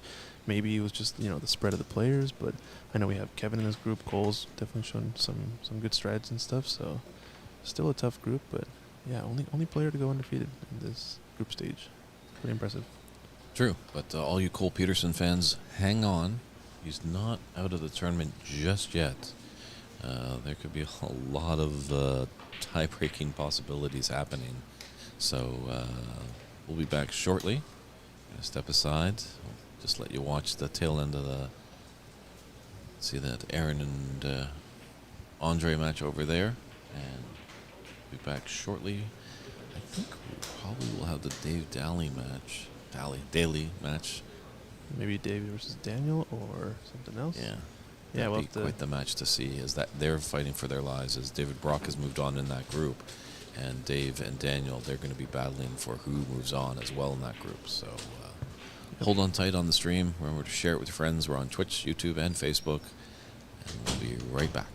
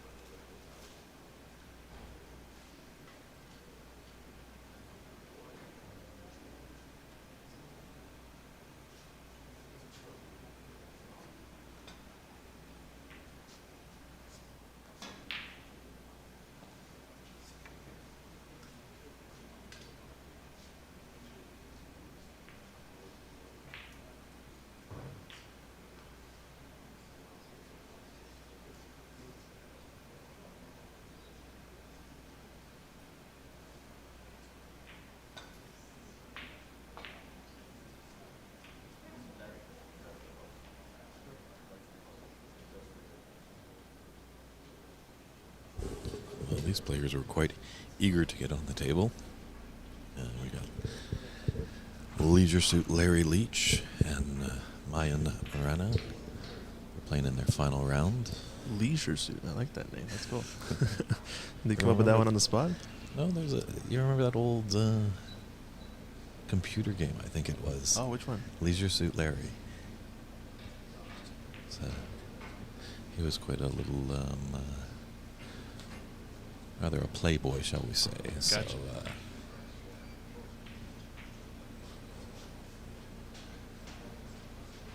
looks like we got a result here. Duncan versus Karin. Looks like Duncan took both frames. High break of 13 in the second frame. I think that group might almost be done. yeah, unfortunately, he was Duncan was in tough with Pratamish and Varun. So sometimes that's the unfortunate part. I know they're all random draws. There's some seeding that goes on. But sometimes, you see it in World Cup of soccer or football to any of our European friends, that there can be the group of death. So it can happen. But hey, we're all human here, and anybody can beat on any day. So Oh yeah, for sure. Especially at this level, I feel like we're all close enough that, someone's having a good day, you could definitely take out. sure, I was amazed once why one player was like, "I'm in the group with this guy. He's just gonna cream me." And then all of a sudden, he's taking a couple of frames. I'm like, "What are you talking about?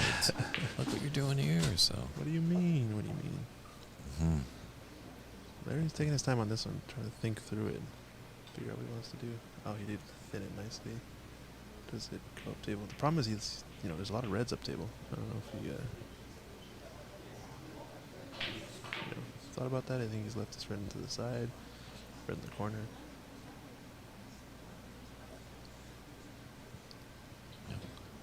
I am sporting those Dennis Taylor specs. Oh yeah, I love those. Love the glasses. I told you were a strange guy. I don't know. I'm more interested in seeing with just my regular eyes Yeah, than my glasses. I guess I'm looking from the outside in, no pun intended, because I don't wear any glasses. But I think the look is interesting. It's a cool style, I guess. You know what I'm saying? All right. I'll get you a pair of those, and you can have like the little chain like the old ladies wore when they Yeah, played yeah, tennis. You up for perfect. that? Okay. And just make them no prescription, so I can still see normally, and then I'll be all set. No, it sounds perfect.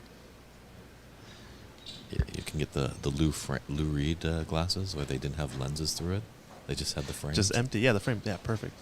Although, yeah, perfect. That's I think that's exactly it. Be awesome. I'll be in training for when I do need glasses. I'll be practicing for years in the future. True. I think you're a good 60 years away from glasses. Maybe we'll see.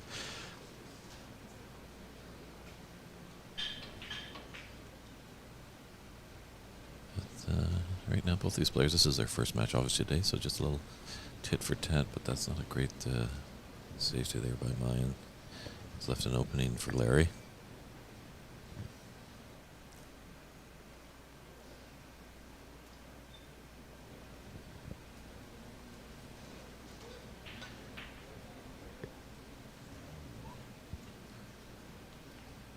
One I think he'd like to have back. Larry's from around this area, correct, Christian? And Yeah. He lives in the Seattle area. He plays a lot of pool leagues, and he's also part of our Washington State Snooker League. Also, a big shout out to them. That we play here at Ox and at Empire. He's I think he lives south of the city somewhere, but within driving distance. We see him all the time. He's a member here at Ox Billiards. We have a pretty cool membership program where you can get access to the club 24/7. You have an automated way to book your time, go online. You say you want to play for whatever amount of time, extend your time, and just clean up the balls table and head out. It's kind of a self-service format, but Nice. Want to build a good community, hopefully of a little bit cheaper rates for the off hours if you want to come in late at night or early in the morning and come practice. Yeah, I think it's a good format. I think a lot of people appreciate it too, being able to kind of come in on our own schedule. A lot of members actually in this tournament. We've got Jay over there. He's a member, pretty active in a lot of leagues, and obviously we have our sponsored players, Marissa and Daniel, who are practically members. Pratamesh, another member. Yeah, got a good representation here of the Ox folks.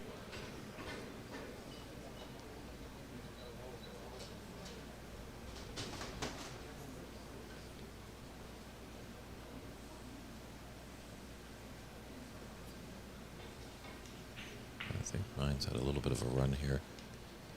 Not sure who's keeping score on the table. Yeah, I don't think they've updated it yet. We'll have to check in. It's kind of long blue. I've seen a lot of those type of shots from Maya. He's been on the TV table quite a bit. But yeah, it's been a lot of tough shots he's been taking on. I don't know if it's always been necessarily the highest percentage, but I don't know. I can't speak for him and know what he's thinking. He's down at the table and I'm not, so something to be said about that. Vinit asking, when is the next tournament in the Seattle area? That's a good question. I think we want to maybe plan, maybe like another weekend tournament. Probably not to the level of this, yearly Seattle Open. But yeah, I think there'll be some snooker tournaments in the future. I'm not sure when exactly. But we do have the Snooker Nationals being hosted here later on in the fall. But yeah, keep an eye out on the Ox Billiards page. We'll definitely be posting anything there that we have in terms of tournaments or online. And for our Canadian viewers, right to the USSA, protest. Why can't Canadians be in the Nationals? Come on. We'll see. That's a good question. It's above my pay grade, so I don't know. Above mine as well, so. But maybe if we got enough voices out there, because, yeah, there's a lot of great players up in where I'm from in the Vancouver area, and they're just itching to play, and they'd love to come down. And definitely. I guess it does maybe just spoil the broth a little bit when you say, and now the U.S. national champion from Canada is such and such. Yeah, but I guess you could do the reverse too, technically, no? Mm-hmm. Yeah. Like, I'll have to check in with Patrick Gigi, who's the head of Snooker Canada. In November, we'll be throwing a Canadian national tournament. Oh, nice. And find out if he's welcome. It's going to be in Montreal. Montreal? Okay. So I know it's going to be a long trip for you guys out here on the West Coast. Yeah. But also he started as well in May. We have a World Cup team tournament. So I think the hopes of that is the winner of that tournament will head over and sponsor or represent Canada. Ah, I see. So, okay. In the Snooker World Cup. In the Snooker World Cup. So nice. maybe something at Ox here that could happen that you guys could put together. But baby steps, Baby steps indeed. Definitely a good roadmap, good outlook for sure. A lot of opportunities. Like as David Brocco said, this country of America is 350 million people. Yeah. If you get a small percentage interested in snooker, that's still quite a lot of people. Yeah, I mean, I believe that honestly the current best, hypothetically, if we had the person who would be the best snooker player from America, probably is out there playing video games or something, maybe some other sport, interested in whatever.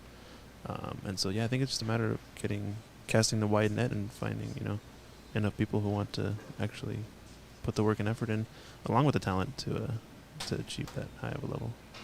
I think definitely possible. Stretching for his name. I've seen him at tournaments. I think Alam Assad. Is that name? Assad, I think. Yeah, that sounds familiar. I think he's a great American player. Yeah, I think he's played. He might have won the Snooker Nationals in the past. True. Apologizing for the mispronunciation if I am. It's just it's been a while. Yeah, I think he might be a New York Athletic Club player, if I'm not mistaken. There's another snooker club in the New York area. I think somewhere in Manhattan, along Central Park area, from what I remember, or at least has a view of Central Park. I've yet to go there, but I think Mike and Dave Daly took a trip out there for last year's Correct. Yes. U.S. Snooker Nationals that they hosted there. Quite the event. It was pretty cool. But I think I think he's there. He plays there as his normal place. Yeah, there was a tournament before the pandemic hit. Excuse me. Down in Houston.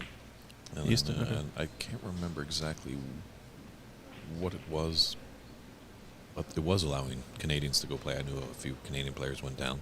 Okay. Yeah, I think Houston's a kind of a hotbed for pool as well. There's a lot of pool tournaments that happen there, a lot of good players in that area. So I wouldn't be surprised if there's also an element of snooker involved. From what I've heard, yeah, it's kind of one of the hot spots in the country, along with other places like in Florida, Ohio, East Coast, New York area, even Michigan, I'm pretty sure. Nice shot of this. Was it the green, though? The green made its way all the way down here, huh? Well, I think there was, excuse me, in Chicago a long time ago, maybe going on 50 years, there were rooms all over the place. I think there was like a room that had almost 800 tables. Really? Wow. That's phenomenal. Like, I would believe that, yeah. That's wild. I mean, in America, pool used to be on every street corner practically. At one point, I feel like it's now the case in a place like the Philippines, for example. They have pool everywhere, basically. It's like, yeah, walking through town, you'll run into practically one on every corner. I guess they replaced them with Starbucks here. It seems like something to the equivalency of that. Yeah, well, sorry to discredit you, Mr. California boy over here, but it does get cold in the winter in most places in North America, so we like to be indoors. We're all catching waves on the Pacific. I see. Yeah, that's a good point. But I mean, I live in Seattle now, though, so since moving here, I've learned a few tricks of the trade, like you said. Being indoors, indoor sports is pretty active, pretty common. I've also since have realized my true skin tone. No longer have a tan, which comes in due time. But every once in a while, I'll go back and visit and get some good color. Pretty good shot here, actually, from Larry. Excellent snooker up against the cushion. He does have the full right side, so you might be able to hide behind something up table if you can go two rails around. Oh, he hit that first red super thin. I don't think that's what he was aiming to do. Yeah, that's exploded those reds. Yeah, I think Larry's got to take advantage of this one here. Getting on the black is going to be tough. Oh, I guess he's going to play for the pink, maybe?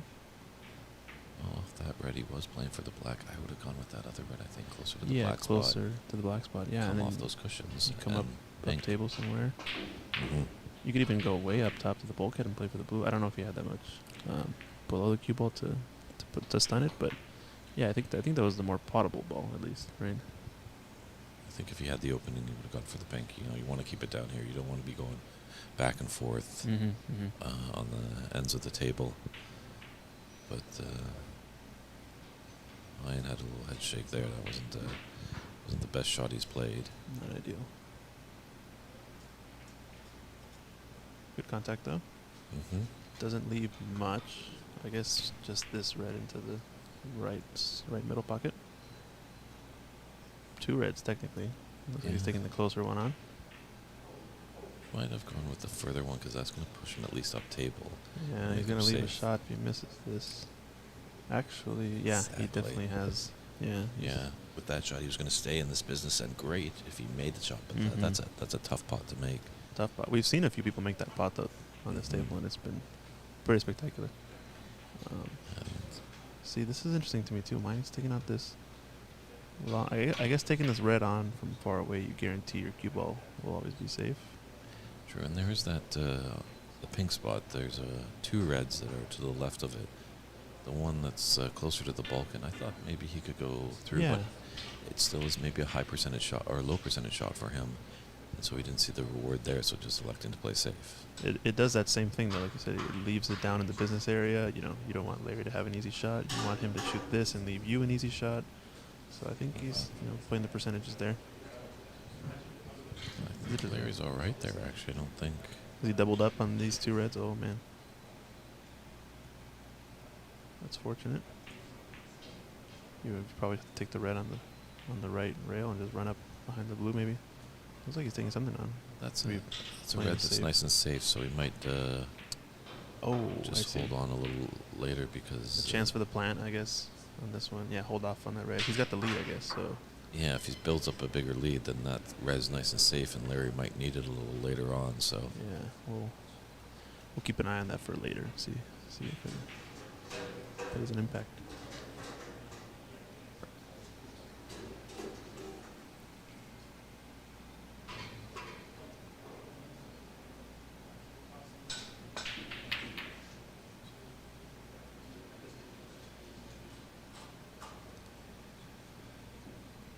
The dreaded double kiss, huh? Yep. Like I said, it's only good in France.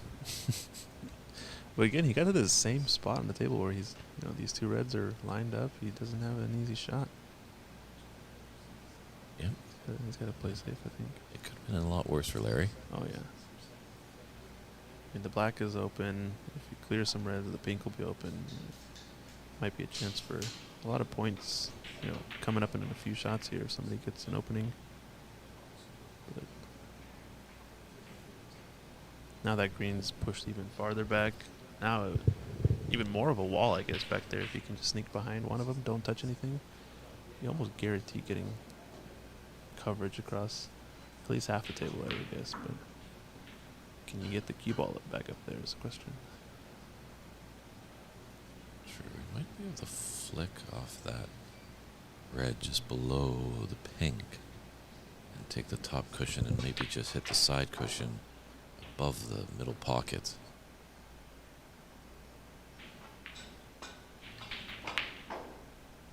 Just, yeah, that red was in the way.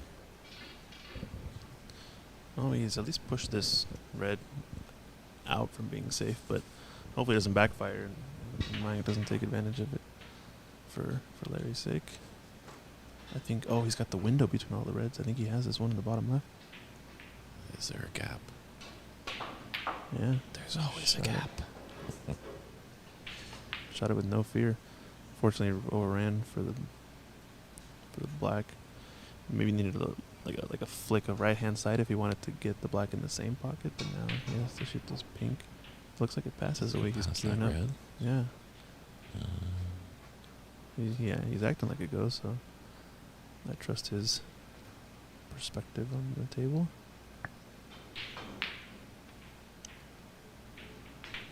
Does he sink it? Yes, he does. Very nice. Nice speed. Now the pink is back on its spot. I think you'd want to get rid of this red that's blocking the bottom left corner for the black. And if you can put the black back on its spot, there's high run opportunity here. It's not going to be easy, though. Don't want to take this one for granted for sure.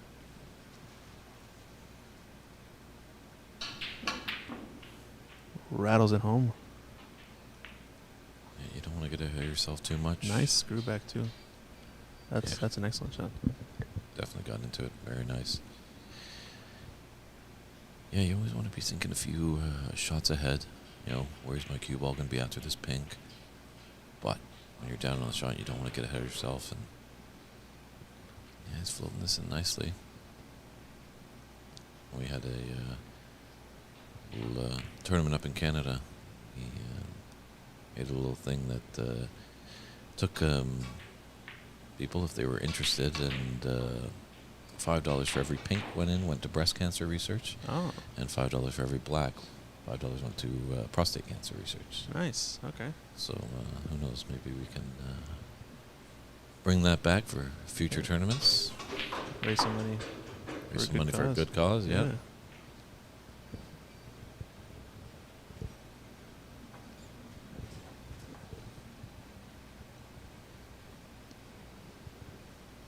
So Maya developing a little bit of a break here. Looks like he's on 15 break.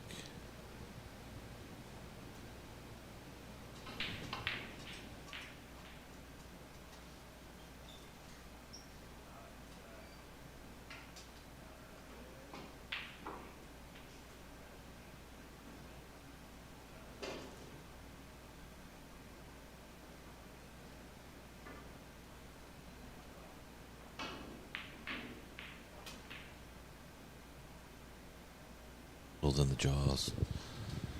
Yeah, that was going to be a large amount of points, actually. He was going to develop a, what? I think would have been on a 20 plus break. Yeah, and in these tournaments, that's not too bad. Getting the 20 running and hiding, but there's a pathway to this red into the middle pocket.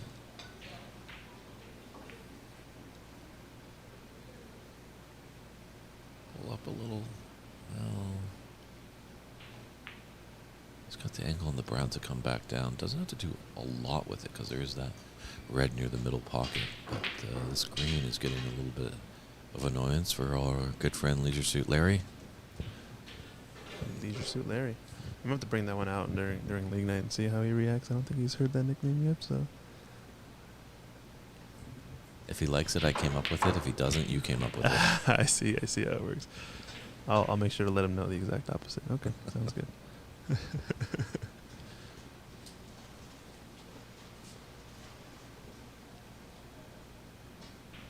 Yeah, a little unfortunately left this red in the side. Not trivial though. I think he might have taken that shot a little bit for granted. I think so. I think he kind of rushed that shot a little bit. You Yeah. saw that him come down pretty quick. Seems like when he's a little bit more composed and takes his time, has a good rhythm, Mayan can go for a pretty good run, but I think I've seen it a few times where he kind of just goes a little bit too quick, a little anxious, maybe a little bit excited about the next color. Obviously being on the TV table, a little bit of nerves can settle in. Definitely, you said it absolutely correctly. Like the rhythm.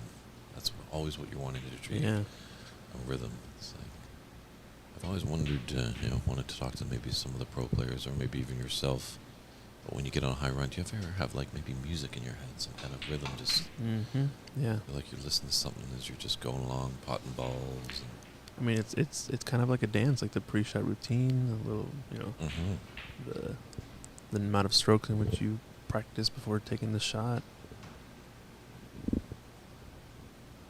It's ultimately kind of a performance, really. So I think that helps, activate, sort of the subconscious part of your brain that is actually good at shooting, making a ball.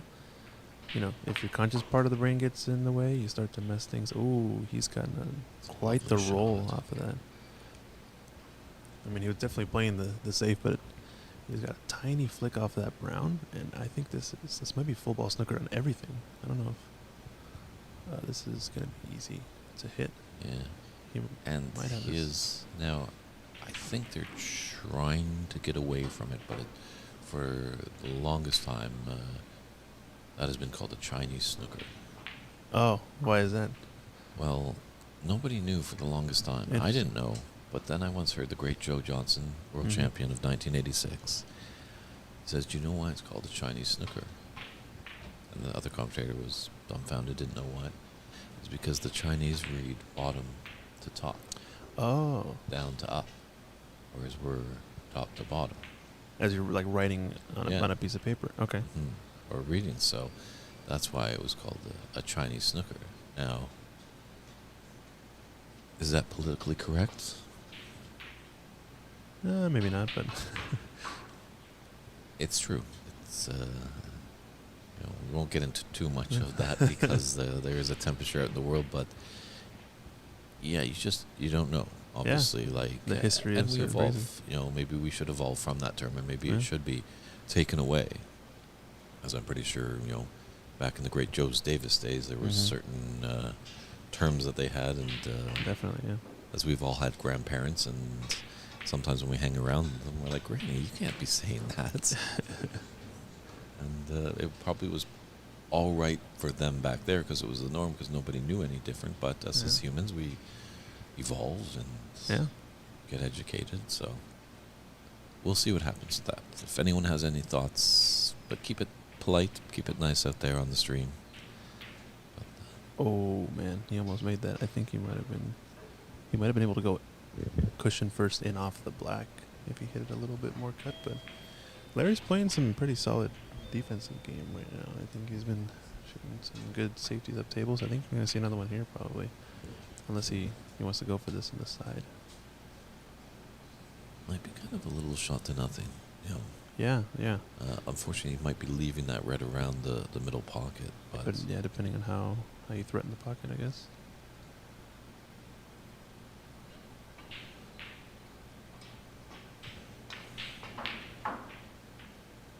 Oh, that's a good pot.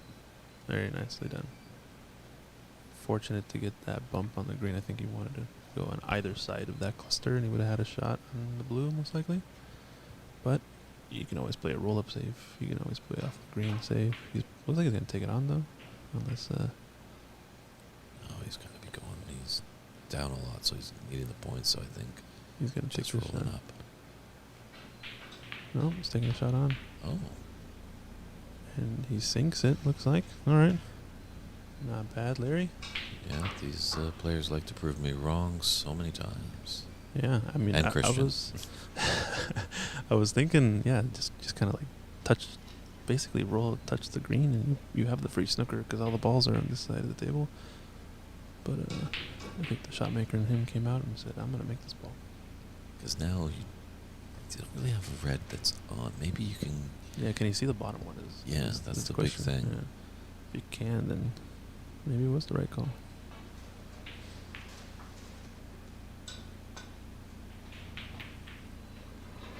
Yeah, tough shot. I think he's left it.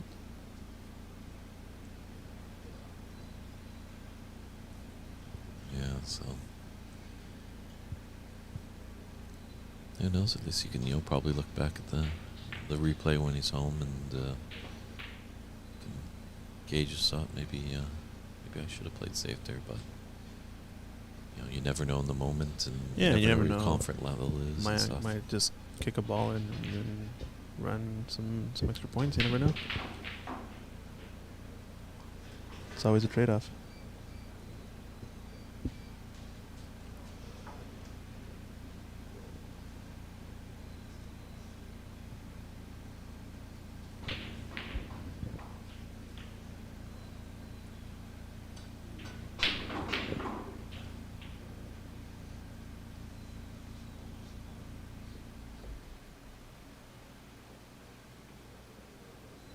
These ones are always the nervy ones.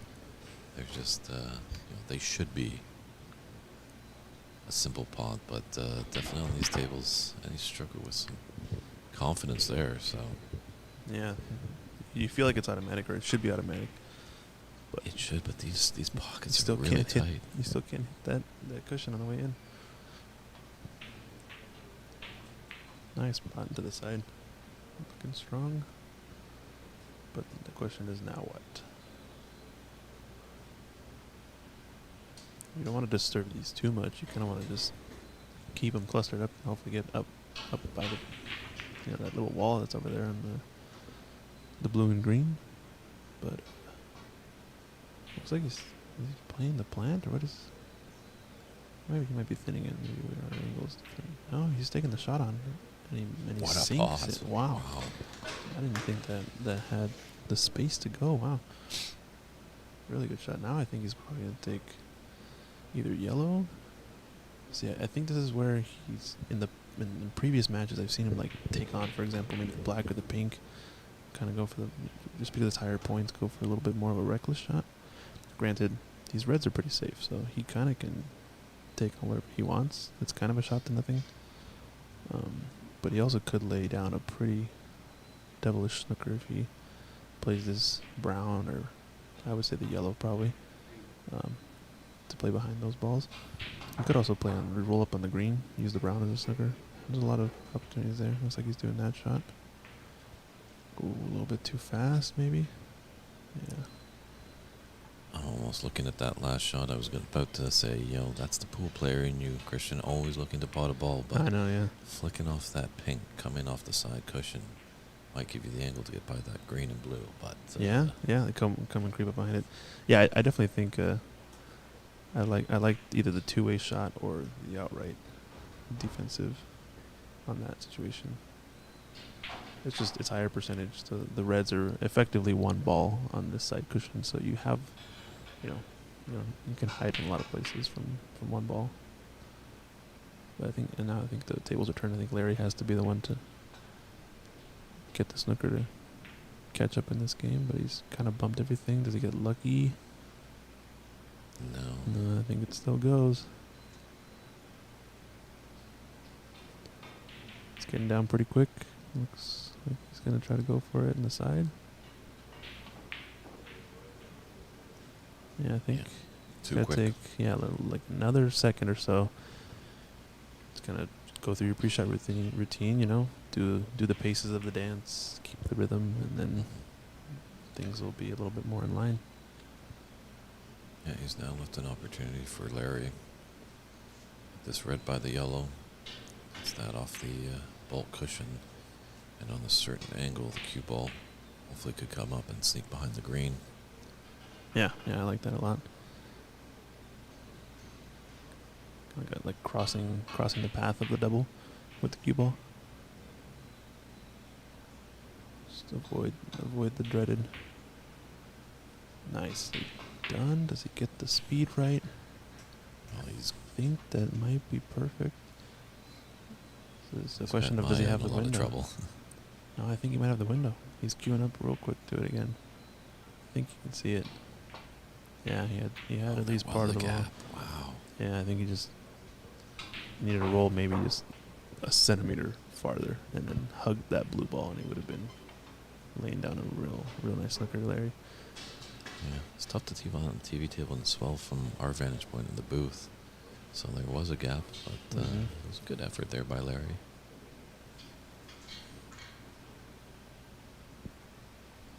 Yeah, here's another player that uses the glove and uses both hands, maybe. Mm-hmm. I was thinking about it. Yeah, looks like he's queuing up to shoot this with his offhand. Joining the likes of Team Southpaw. Good effort. Just a little bit too thick. Not a bad stroke, though, with his offhand. He's left it on the cushion, so this might be kind of a shoot it with the right pace to leave the red up table. If he goes for this red to the side, or he can try to play the safe that Larry had earlier, kind of doubling the red and kind of getting behind. What's he doing here?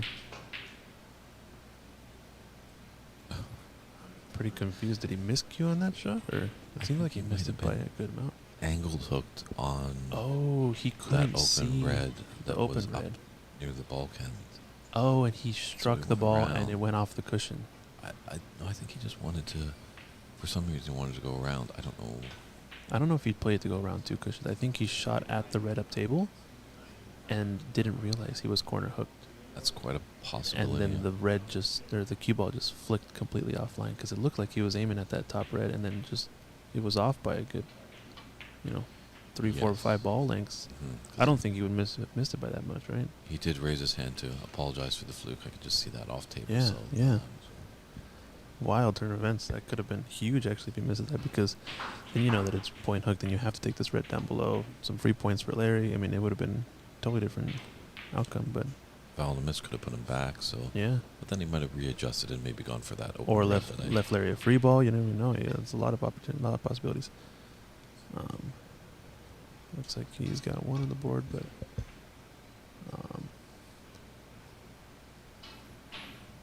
I think Larry needs to go for the snooker here. It's another situation with that cross again, just push him over behind the brown ball. He's going to try and get behind that yellow. Not going to get it. Should have gone on the other side of that. Ball to get behind the brown.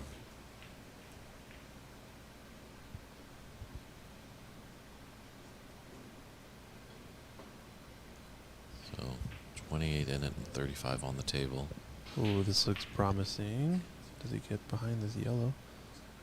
Yowza, he get a little rattle of the knuckles. This is perfect. Yeah, that's always a pain when you're queuing over a pocket. Really makes for some awkward bridging.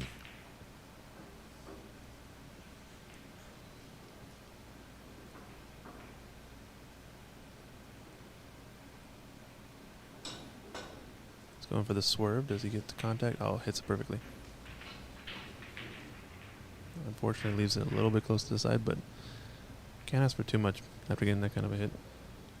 Yeah, made the contact, and there's no...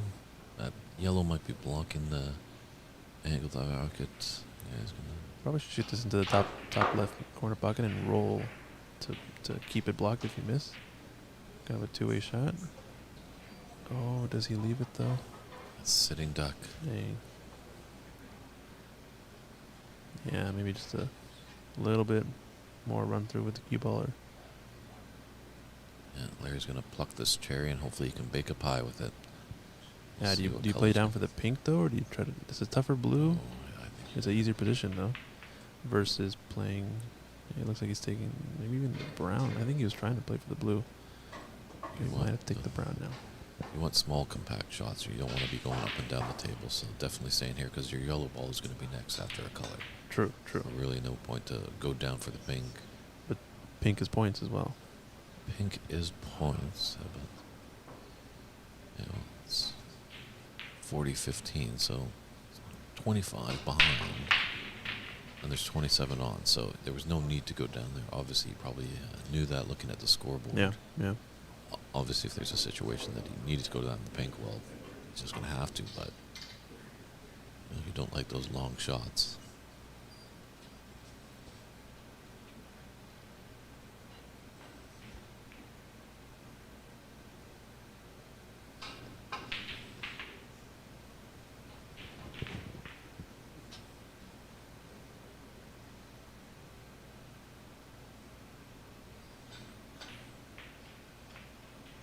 Ooh, overcut it a bit, but he might get the save. Nope.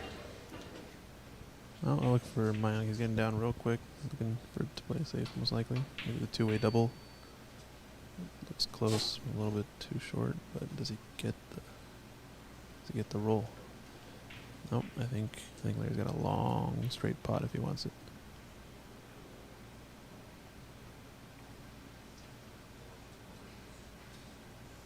Or come off the right side of the yellow, shoot it up and down the table, and get your cue ball off that right side cushion and coming back towards the black to make it safe. Yeah, kind of like that. Just avoid the double. Oh, kiss. but this cross double. He hasn't left it quite on. He might have an edge of this, but I don't know if he can see the potting angle. So I don't know if he would It's actually go thin. for it, but it's very, very thin. Yeah, if you go for it.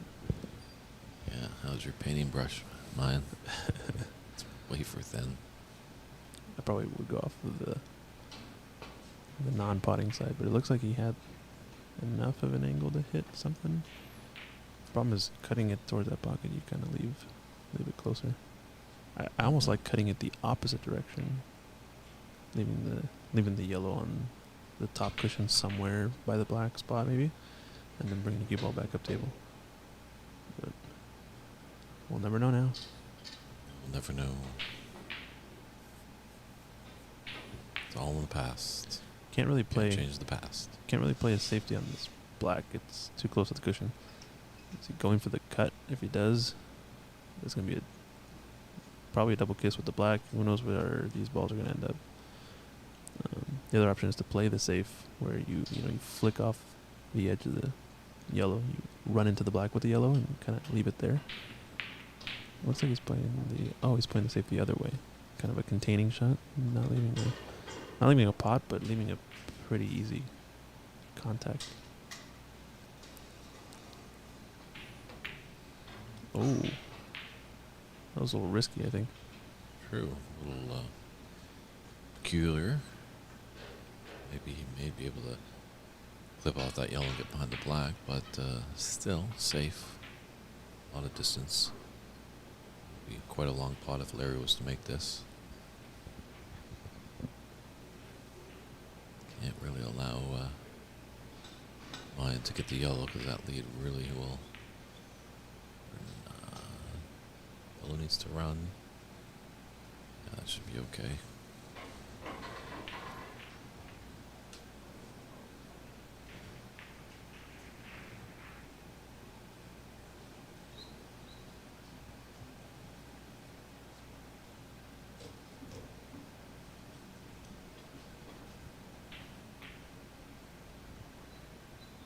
Yeah, it's nice speed, nice speed. A lot of back and forth on this. I mean, Larry's down 24 points, so getting close to having too big of a deficit, but still possible. We can still make it back.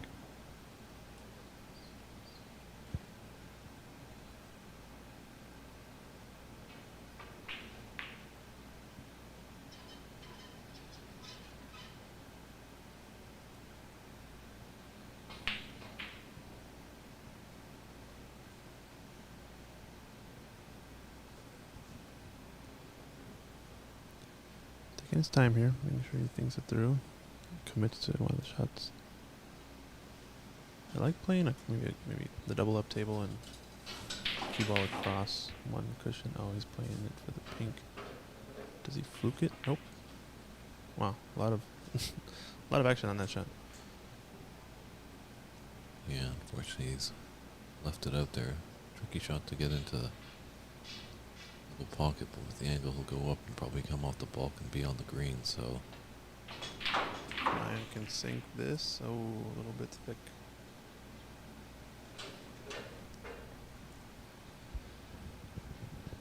There you got a reprieve there. That should have been in the bottom of the pocket there for Ryan, but. Yeah, I think that would have been Snooker's required. Also, that could have been his frame ball, because it would have been, putting him at 26 points, a deficit of 25.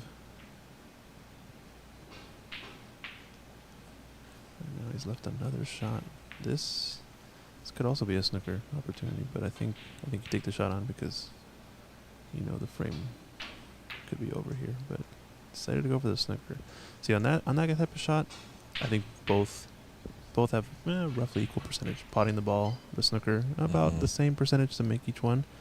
One of them, though, requires Snookers on your opponent guaranteed. The other one, your opponent can still, break through. So that's the situation where I feel like I'd always take the pot, just because of how it impacts the game. You could win on that one shot, basically. True, but if he stunned that cue ball, it would have stuck more around the pink and would have popped out. So I think he got the Snooker there. So it's, you just gotta, as we go back to many times, you gotta play your percentages, play that comfortable shot. Fortunate little flick on the green there. Look at the fluker there. Just wanted to say that all day, didn't you? I've been waiting for it, and the moment has come.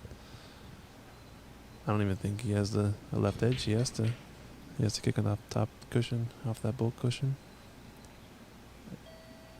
Should be high percentage to hit this ball, though. Mm-hmm. Usually close to the rail like that, it's pretty easy to hit. Yeah, pick your spot. Call it a bigger ball sometimes. Does he leave anything, though? Long straight pot? I don't know. I think I like Mayank to make this.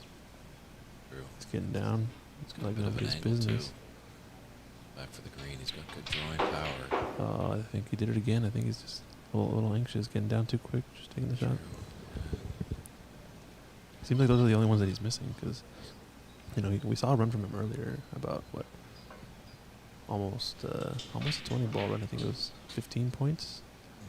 And he was taking his time, being a little more deliberate with every shot, and I guess the results speak for themselves.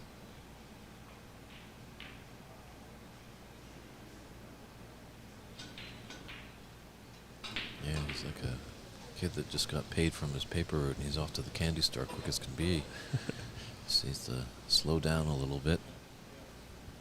Needs to find a way to leverage those emotions in his favor instead of against him, right? No, it doesn't hurt sometimes. Just take another lap around the table. Just walk around, evaluate all your options. Nicely struck. There goes the yellow. Yeah. See, on that one, it didn't feel the same. It didn't feel like he got down super quick. It felt like a little more thought out. Just more in rhythm, you know? True. Yeah, that was his frame ball, the yellow. Kind of a little short on pace there. He should have got behind the brown.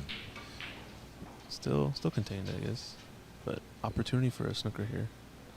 You try to use the pink, or do you try to use the black? Do you know, go across the face of the green, or do you try to punch it the other way? It's like he's going in behind. Interesting. A little bit of a strange sound on that cue. Actually, I don't know if he miscued it, or maybe his joint isn't quite screwed in all the way, or he's got a pretty hard tip. But it sounded a little bit of a sharp contact. Twangy thing. Yeah. I'll have to ask him after this frame and see if something's going on.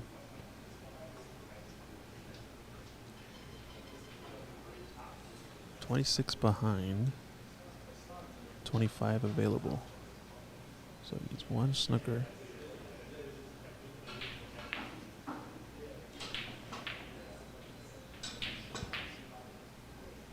Looks like he's taking that shot on, so I don't know if he realizes that he actually needs a snooker to catch up in this game. And the blue's gonna roll up. Wow.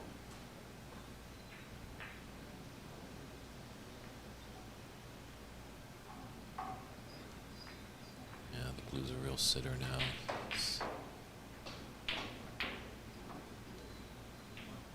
Hopefully if Larry can get the snooker. Playing kind of like a 3-cushion middle type safety there. Yeah, a little pacey as well to put that brown. If you put that brown tight to the cushion, that's an effective play there, because that's going to be really tough for Larry to run out.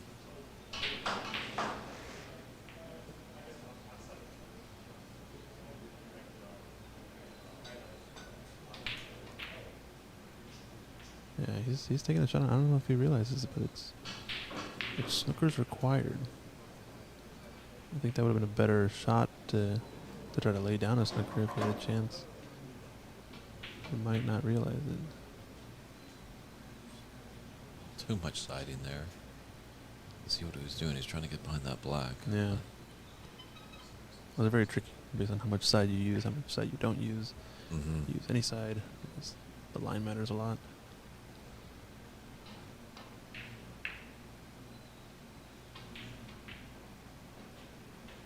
Yeah, he only needs one snooker, so he can pot this if he likes. It just gets a little bit more and more difficult with less and less balls on the table to lay down a snooker. And hit it that hard, it's going to put it out there for your opponent. A little bit of an awkward bridge, though. Not an easy shot.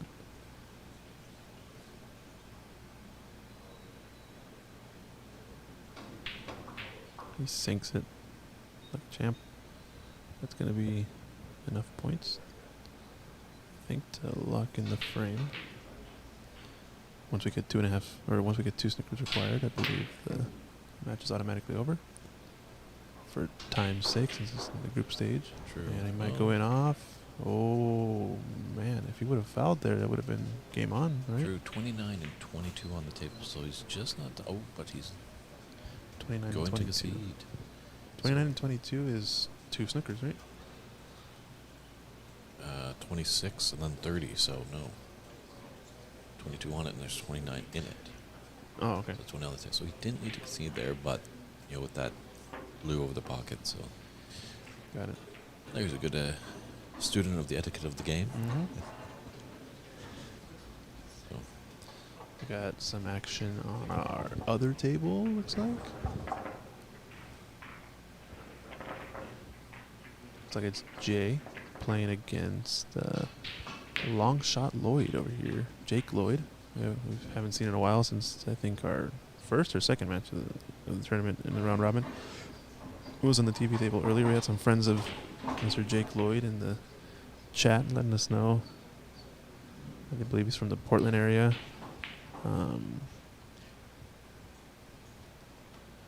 Came down for this tournament, representing. And Jay Ma, I think he's in contention for trying to get second seed in his group. I think this is a pretty important match because if he can win both here, he at least puts pressure, I think, on Adam. I think Adam has a 1 point lead over Jay, so the match between Adam and whoever his opponent is will be pretty important. I think Adam's playing against Angus, the number 1 seed overall, and the current top player in that group. So, well, it'll be a competitive few frames because that'll probably decide a lot of that group, the match between Angus and Adam. But it looks like we're ready to go back on our main TV table. We've broken off, getting things going. Yeah, and we just have one more match that needs to be played in the round robin. It's very important. Dave Daly against Daniel Sardiano Chili. Sardencilio. Sardencilio. It's a tongue twister, that name. Sardencilio. I'll get it one of these days. Apologize to any of his supporters out there. It's the first time I've met Daniel. So, just practice your Tagalog. Practice some Spanish, and then I think it'll be easy. okay. Yeah. Unfortunately, up in Canada, we're forced to learn French, as we are a bilingual country. That is tough. Spanish is not on the radar. So, parlez-vous français? Claro que sí, mi mijito. Claro, mi amor. I think the streamers or the viewers are probably wondering what just happened there. Did I turn on my SAP button or something? So, yeah, it's easy being a native speaker of Spanish to be able to play the game. mm. Taking on the blue. That seems to be the tendency, hitting it a little bit thick into that side. I always find that if I pretend to overcut the blue, I'll make it more often than not because of how it kind of pushes away from the pocket like that. Okay. I don't know. That's I think nice it's just a little mental trick. thing for Yeah. me. It is sometimes you got in these sports you got to play mental tricks on yourself just to Yeah, to kind of activate that little, script in your brain that knows how to do the shot and stuff, right? Yeah, it's almost like if you think you're hitting center ball, but it always kind of soars a little bit. You might want to think, just pretend to put a little bit of right siding on, and then you'll be hitting center ball.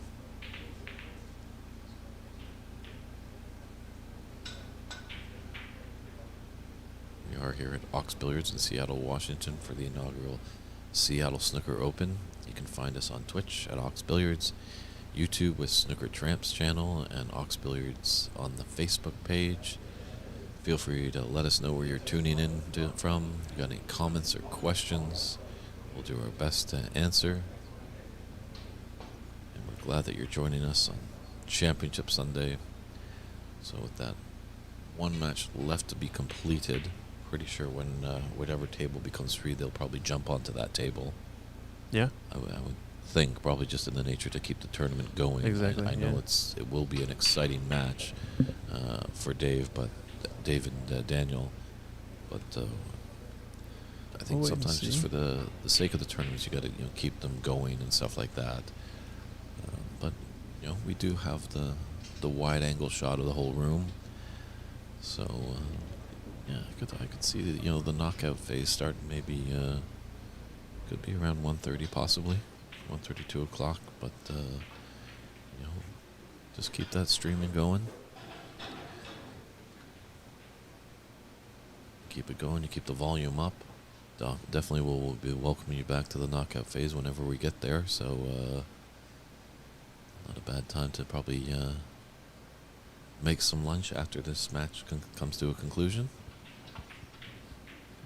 So yeah, Jake Lloyd and Jay Ma are on the table. And Dan Peterson, Prathamish Sawant are on the table, and Angus Liu and Adam Horbeck. Horacek. Yeah. So, A lot of action. Still, we don't know who is the champion, but when the knockout phase comes, that's when it starts to get really exciting. Those matches really rely on momentum, and the odd frame matches are always key. I find, that first frame, whoever gets on the board first has a nice advantage. And then if you're in the third frame, you're on the bubble of being knocked out or winning, as they are best of fives, race to three. And, well, you know, if it comes to a fifth frame, it's a decider, and all bets are off. Those are always fun to watch. I imagine we'll have at least one decider in our knockout stage. I've seen a lot of spotted black, so if you get two players that are pretty evenly matched, then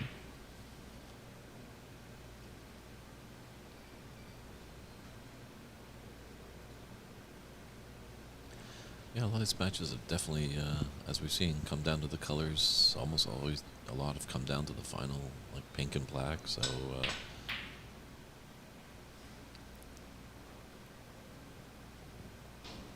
kind of a long shot. I'm not sure if that leaves an easy pot. I think that you probably leave something on in every case you missed there. Might have been higher percentage to play, you know, the thin off the leftmost red maybe and come back up or something like that. depending on that angle on that red just below pink, if it's straight on, you could draw it back and get the pink in the same pocket. Yeah, yeah. Or taking that red to the right of that red into that same top corner pocket. Oh. I think he tried to do that, but he ended up missing to try to hold that angle. It's tough. Oh, where's his red gonna end up? Yeah, I think he's left it. Oof, that looks like a tight window, but I think he's left it. One red. Maybe shoot the blue, then another red. Shoot the blue. Oh, I don't know if he wanted to bump it. I don't think so, no, yeah. It's not ideal. You could have taken that out and got the angle on the blue. He would have had that other Yeah. He came up red short because of that too, right? Because he didn't cut it enough. That's unfortunate, but can he sink this ball?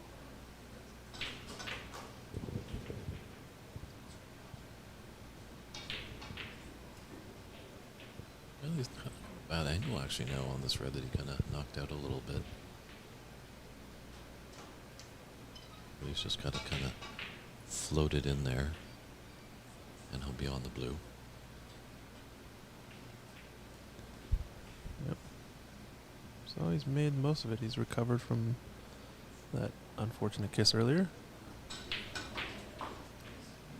Yeah, that marks always a Two good player blues. there. You know, the ability to recover. Yeah. You know, sometimes you get out of position, but if you can make a few good shots, you can get right back into position, Mm-hmm. and then you're in the driver's seat.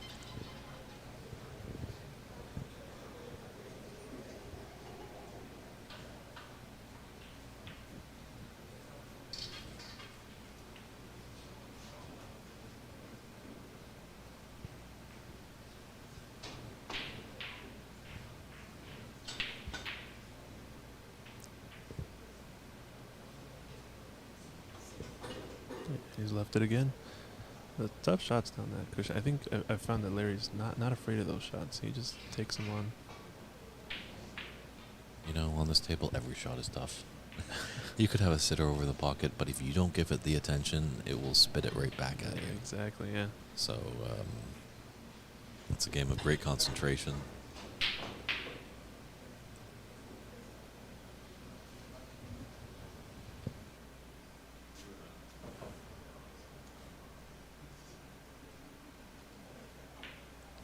But you can get this black in. You know, going up and down the table with that pink into the side might be a bit tricky, but this is a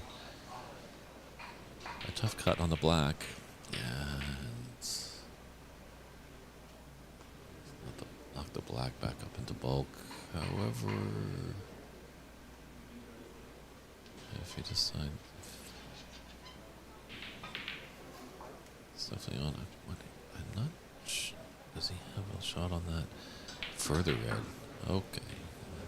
Get a better angle of that shot as well, because I was wondering why he wasn't going for the red on the left side, but he did have the angle to come up for this pink.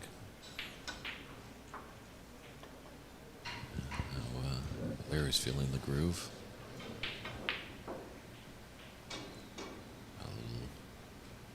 Nice little cherry here to pluck into the top right corner pocket. Hopefully can come off the cushion and be onto the pink into the left top corner pocket.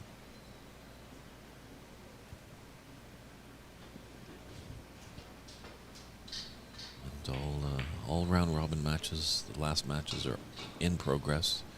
So hopefully we'll be getting into the knockaround soon enough. And, could have done with a bit more pace on that one. Leaving himself with a very long black. But Long black, but makeable, I guess, right? Close to the pocket. Drew. Not trivial, but When at you're least traveling it's about something. 12 feet, anything could go on. Very true. But yeah, an afternoon delight over here at Ox Billiards. So if you're in the area of Seattle, come on down, say hello. Admission is free. There's going to be some great snooker happening. Ooh, like you said. Christian will be signing autographs. Yes, as, sir. You know, streaming producer extraordinaire. For whoever wants them. Maybe at some point they'll be worth a few pennies, maybe? I don't know, maybe. You guys still have pennies in this country? We do, yeah. I actually found a penny on the floor the other day, and it was broken. It was a fake penny. Wow. I wanted my money back. Yeah, we don't have pennies anymore in Canada. No? I was kind of perplexed by when the girl at the cafe was giving me all this change. I was like, what's going on with these pennies? But I think pennies have gotten to the point where they're actually more expensive to manufacture than they are to I believe value, so, right? yeah. And it's interesting. She did give me change. I was kind of surprised because, you want to make a millennial stumble, give them cash. Ah, okay. Or ask them to say, what time does that clock say? Well, I also happen to be a millennial, so Oh. I think I could pass your test. Let's see. All What right. does that clock say? Oh, there's a digital one. Nice. 1217. Okay, I'll take it. There you go. See, now I'm a pool player. We use the clock to indicate English. Or sorry, side. Correct. So we talk about, 9 o'clock, all like 2 tips of 9 o'clock. Or, Mhm. tip and a half, 6:30 or so. Yep. There you go. 12 o'clock for some top. Yep. Exactly. That's how I keep my... Okay, millennial billiard players are all right with clocks. There you go. There we go. Okay, cool. Let Gotcha. me retract my statements. Just keep myself up to date on the analog technologies. Yeah, it was funny. I was just back in Vancouver and talking to a gentleman, and he said his daughter can't read analog clocks. It's just something That's- they don't teach anymore in schools. Yeah, I mean, if you don't have to, you don't learn it. I mean, it's pretty similar stuff like driving manual on a car, stick Reading. shift. Reading. I mean, we have Audible now, I guess. So yeah, you just gotta listen now. True. A lot of stuff, I guess. Times have changed. Yeah, times have definitely changed. I think maybe 20 odd years ago, this stream possibility couldn't have happened. Mm-hmm. Yeah. And that's what's great about the advantages of the internet and streaming possibilities. People are able to see now snooker, see these billiard sports, and they see it and they want to emulate it. They want to be involved and shoot like that guy or that Yeah. gal. Shoot offhand like Larry Leach. Mm-hmm. Barely missed it. Although I think he got lucky. I don't know if those red passes. The cannon. He's looking at it long. I don't know. Doesn't like it. I think he might take the cannon on, or he's gonna. Yeah, He's that's going for it. a real long stem rose here. Oh yeah. Lots So of he had distance. to- That makes it difficult. Had to hit it perfect, I think. Well, Larry's gotten off to a good start. Every shot you have to hit perfect in snooker, I think. You're right. We have seen a couple of rattles, but yes, yeah. Especially on these tables. Is- These tables are not forgiving. Does there exist a term called cheating the pocket? Ever? Now I've only heard it at the pro level, maybe a couple times. Hit it into, maybe hitting it into the middle a little bit on this side of the pocket when you're slow rolling it, but Yeah, and there's sometimes like cheating the angle, like when you're straight on, giving Yeah. it that side to.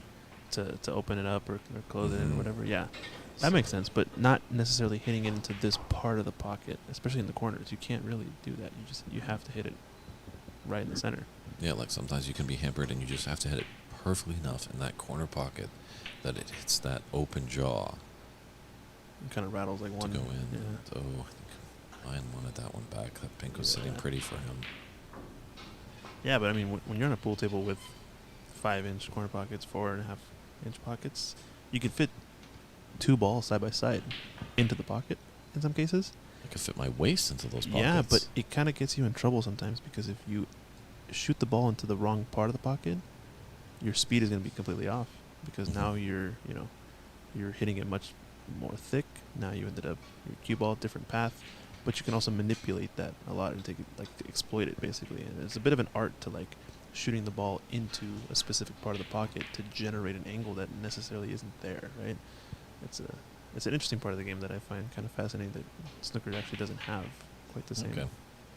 I effect. wondered for your potting if you could afford, those 3x6 tables, the small tables that kind of fit anywhere. Okay. Go with me on this. But getting the pockets at 2 1/4 range. Yeah. Snooker balls are 2 1/16. That means you Uh-huh. gotta be dynamite accurate. Yes. So I wonder if that could help. You should look up a game. I think it's played in Brazil. I think it's known as a gambling game. I don't remember the name of it per se, but it sounds like exactly what you're describing. It's like a really small table, 7 foot, 6 foot, something like that. The pockets are just exactly the size of snooker balls, and you almost have to shoot the ball in with pace to get it to rattle down the throat of, the opening, because even then the shelf is pretty deep. Mm-hmm. So you can't just roll it in, because if you make contact with any part of the pocket, you're not gonna go down. But because it's kind of like a channel instead of an open pocket, you have to hit it with pace so that it makes it down to the very end. It's pretty wild. You should look it up. I forget what it is, but I see a lot of Brazilian players, gambling on it on YouTube and stuff. Okay. Really interesting to watch. They play that. They line up 3 balls at the bottom, in the break spot, and then they thin off like a snooker break Mm-hmm. and leave the cue ball up table. And since it's really really tough to make those balls, oftentimes you see the player go for it and make it and run out, or miss completely and then leave a shot. It's 3-ball run out wins the game. Are you guys aware of Russian pyramid? Yeah, Russian Pyramid, and I've seen that game as well. That's the same concept, right? Of like tight pockets, but at the other extreme, because the balls are massive, right? Mhm. They're even bigger than pool balls, right? The Yeah. Russian billiard balls. Might not be the most popular game right now, but Yeah, but still, hopefully this world can fix itself a little bit. yeah, definitely. Still a tough game though. I mean, it's wild because all the balls are the same color, and oftentimes I see people saying that going in off is a little bit easier of a pot a lot of the time, because you get a ball really close to a pocket and you go in off. That still counts as points because every ball is a cue ball, every ball is an object ball. A little bit different scoring. It's a pretty fun concept, I think. And the other concept of playing reverse pool. Have you ever tried that before? Where you treat the cue ball as the object ball, every object ball as the cue ball, and you have to go in off to score. You can only go in off the cue ball, and your object ball has to go any number of rails or whatever you call. It's a fun game. It actually teaches you a lot about the angles in which you come off a ball when you're playing safe. Like I said, you pool players are a strange bunch. We are. I mean, yeah, I can give you games for days. I can give you, bank pool. Every shot Billiards. must Do many be people bank. play billiards here? No, very popular in South America though. They call it carambola in Mexico and in other countries. Carom ball, basically. Yeah, 3 cushion billiards. I mean, right at the table with no pockets, 3 balls. Yeah. Banging the balls around. How you make contact with the ball is the ways in which you score. Normal carom is just like hit both balls. You have a red and 2 cue balls. Hit the red, hit the other cue ball. The other one is 3 cushion billiards, right? Where you have to go any in order of red, any number of 3 cushions at minimum, and the other cue ball. Yeah, that game is not that popular here, but Yeah, billiards was the game over in the UK for a long time. And then they just brought out this game called Snooker as just an exhibition between frames of billiards. And then finally Snooker took over for billiards.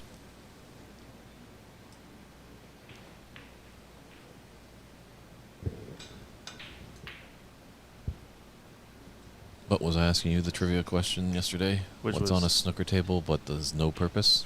does no purpose. Oh, I don't know.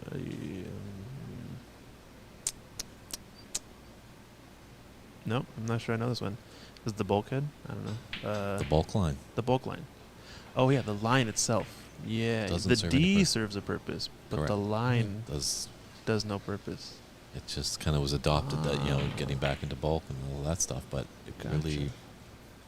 Really doesn't mean anything. nothing. Yeah. Yeah. You don't play behind it. You don't play off of that position or anything. Yeah. It's not relevant to the game, I guess, in any way. So mine making a little bit of a comeback here.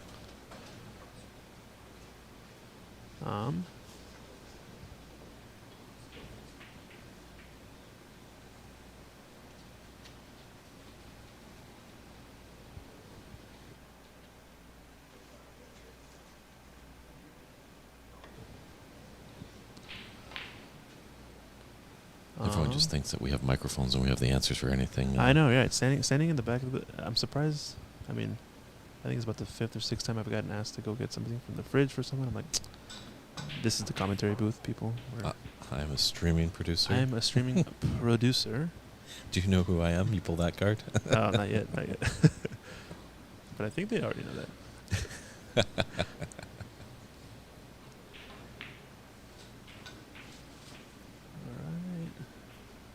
Nicely done into the side.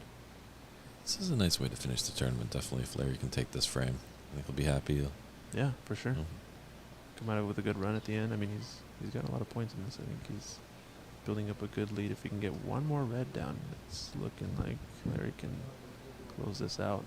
I do have an update from tournament director. Group C has now been set. The final results are in. It looks like the top 2 seeds are Varun Juneja and Prathamesh Sawant. I think Varun will win the number 1 seed overall in that group since he has had the high break 52 of the tournament, and they're tied in the group. So congrats to Prathamesh and Varun, both advancing with 4 wins and 1 tie, so 9 points overall each. I guess what was their head-to-head? Their head-to-head was the tie. Oh, So they that doesn't each work for tied each tiebreaker. other. Yeah, they each played each other and they tied. This also was off of Prathamesh fouling on the final black in the first frame, which he had a chance to pot. Or no, he didn't foul. He missed it. He missed the final black on a big run, and left it wide open into the side. And Varun closed out the frame. Second frame, Prathamesh had the same exact chance and took advantage, won the frame. But nonetheless, a tie is a tie. Congrats to both players moving on to knockout stage, which will be starting in a little bit. True, we do have a important match with Dave and Daniel. They're busy on table number 2, I believe. So it's a great long pot there by Mayan. I think both. I'm not sure where these guys are standing in their group. They're in group 2. I think if this ends up tied, we might have opportunity for a tie, like a 4-way tie situation. I'm not sure what the results were, though, in the other match. Oh, so it looks like, yeah, Kevin and Dan Liebeck have tied. So if Larry can pull this frame out, That's a 5-way tie. This will be a 5-way tie for second spot in the seed. We have Cece with 10 points at the top of the group, went undefeated. Then we have Kevin, Dan Liebeck, Cole Peterson, and if this match ends up tying, both Mayank and Larry Leach all tied for second spot in the group. Amazing. So that in that case, it's going to come down to who had the highest break, right, out of this group. Well, there you go, tournament director. Earning your money on that one. Yeah. Holy cow, a 5-way tie. But now if Mayank can win this, he's in. Mm-hmm. It's the only other scenario. So a little bit of drama coming up in this group. Interesting situation. And, he might have known in, obviously, going into this match. If he looked at it, he needs to win the 2 outright. So yeah, if he wins, he's in, basically. So yeah, not sure the high breaks of these players in this group. So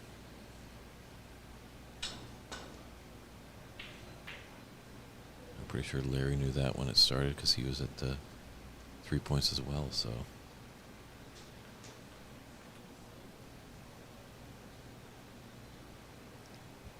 So Yeah. looks like the last group A up for contention, or another group for contention. Current match going on TV table 2. Looks like it's Jay Ma versus Jake Lloyd. Jay is 1 point away from tying second place in the group. Looks like Angus is going to cruise on in with 9 points. Adam Horacek and Wayne Chan tied at 5, and their matches are all done. So if Jay can win 2 frames to 0, he can actually squeeze past both players and get the second spot. So this match pretty important for deciding the last part of Group A. But it looks like Angus will advance for sure, and if Jay can win 2, he'll advance as a second seed. Otherwise, it'll be between Adam, Wayne, and Jay if they tie. Or if Jake plays really spoiler and takes 2 from Jay, Then yeah, then Jay and Jack are both out, and then there's a tiebreaker between Adam and Wayne. So a little bit of drama there. yeah, it's more confusing than the chemistry exam I took. Who says snooker is just numbers?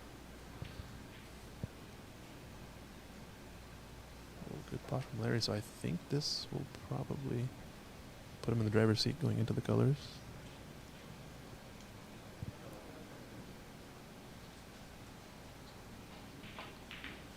I think if he can get this yellow, he'll be 27 in front with 27 remaining. So he really needs to make this color. Yep. Wow, puts that the was a pressure nice on. pot.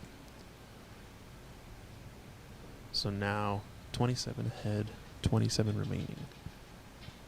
So at best, with points on the table, Mayank can tie, in which case we would go to a spotted black, but Larry's still at the table, still can do some damage. If he gets one more, he'll have a frame ball. Oh, and he barely misses it. Yeah, we really haven't had a black ball respot yet on our TV table, Yeah. but it's a tricky run out. Obviously, ball colors aren't too bad, but then you got to come down for blue and pink, but then you got to run back up for black. So Not an easy run at all. no, this is going to be tricky. So this group is getting a lot exciting. So Oh, he's playing the snooker. Does he have it? Oh, I think he might have an edge. maybe. Yeah, I think Larry's taking this shot. Take the shot on, shoot it into the bottom right. A little bit of a Corner swerve, pocket. maybe. Does he play? I think you can see it directly. He's not lining up like he's going to swerve. No, you're correct.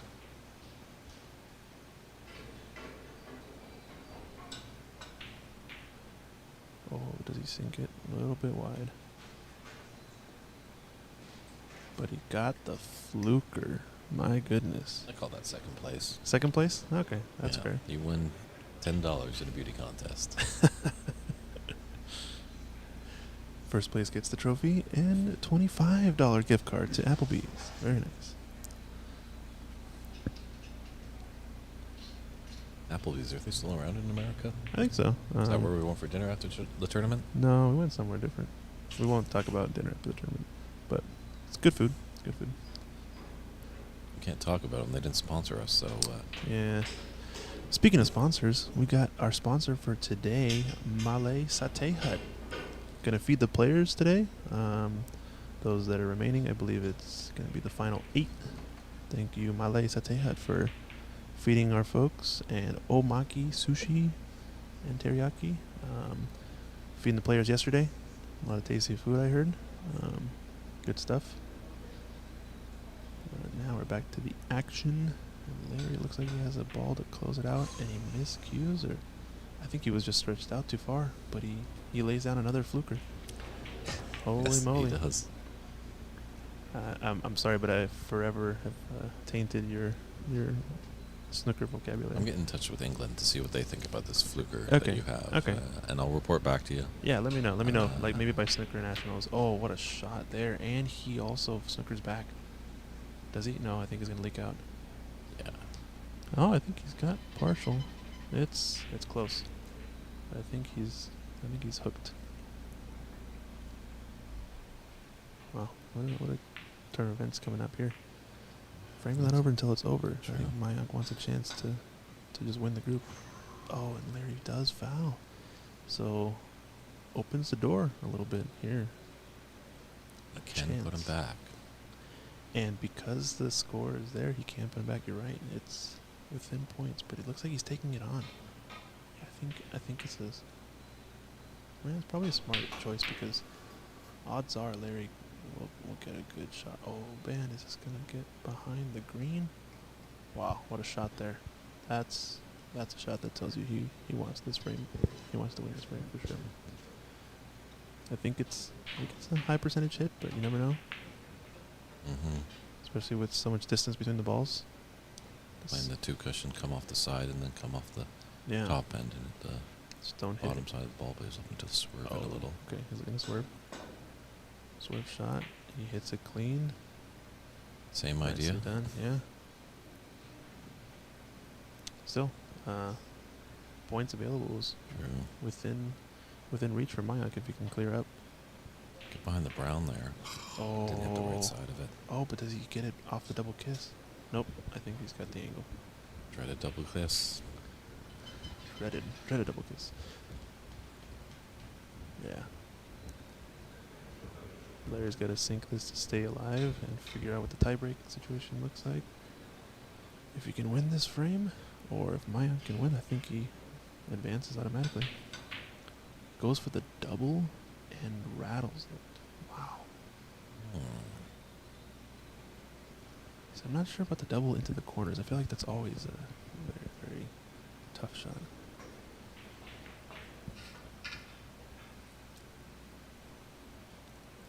Is he glued to the cushion there? If he's glued, it's, ball and cushion right away. Oh, he's playing the safe all the way, I think, though. Oh, no. He wanted that to drift down below the two balls down here, but, at least he's left separation. Maybe he'll get another chance to pot the yellow, but pretty pivotal moment for deciding the group. I don't know if the players realize it, but again, a little bit of a weird sound off that contact, but I think he's laid the snooker down nicely. All right, very good Great shot. Excellent. So Yeah, I think probably these players did look at the standings. They both knew if they win two, there's a good chance they're moving on. they're moving on. Yeah, okay. So Mayank. Mike was hit feeling this. good after that first frame. Oh, he barely misses the brown. Does he get on this yellow? Oh, no. Barely overran position. And he can put him back. Puts him back because snookers are not required to. Yeah, the result. Well, actually, Snookers, I don't know, it would be a tie with the points available. yes. So snooker's not required, technically. Yeah, Right. so he can still put him back. Because of a 1 point difference. Yeah. So 27 points available on the table, 27-point lead. Snookers are not required to win, or to win they are. To tie they are not required. I wonder what the rule is here, actually. Looks like No, he can put him back because the result is a tie. I think they're discussing it on the sideline with Mike, our tournament director. And I think they've come to a conclusion and put back allowed, it seems. Yep, Mike did some great referee training with the great Michaela Tab. So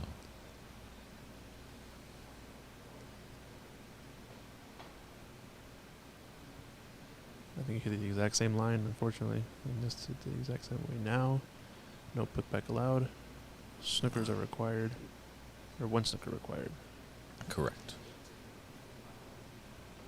I think if Larry can sink this, he'll probably push it to 2 snookers required, in which it would be an instant match win.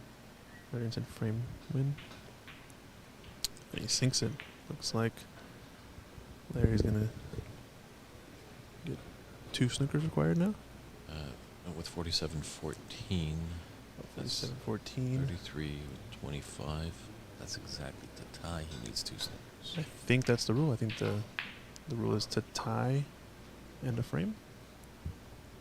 I'll double check, but yep. Players shaking hands. Looks like they've agreed.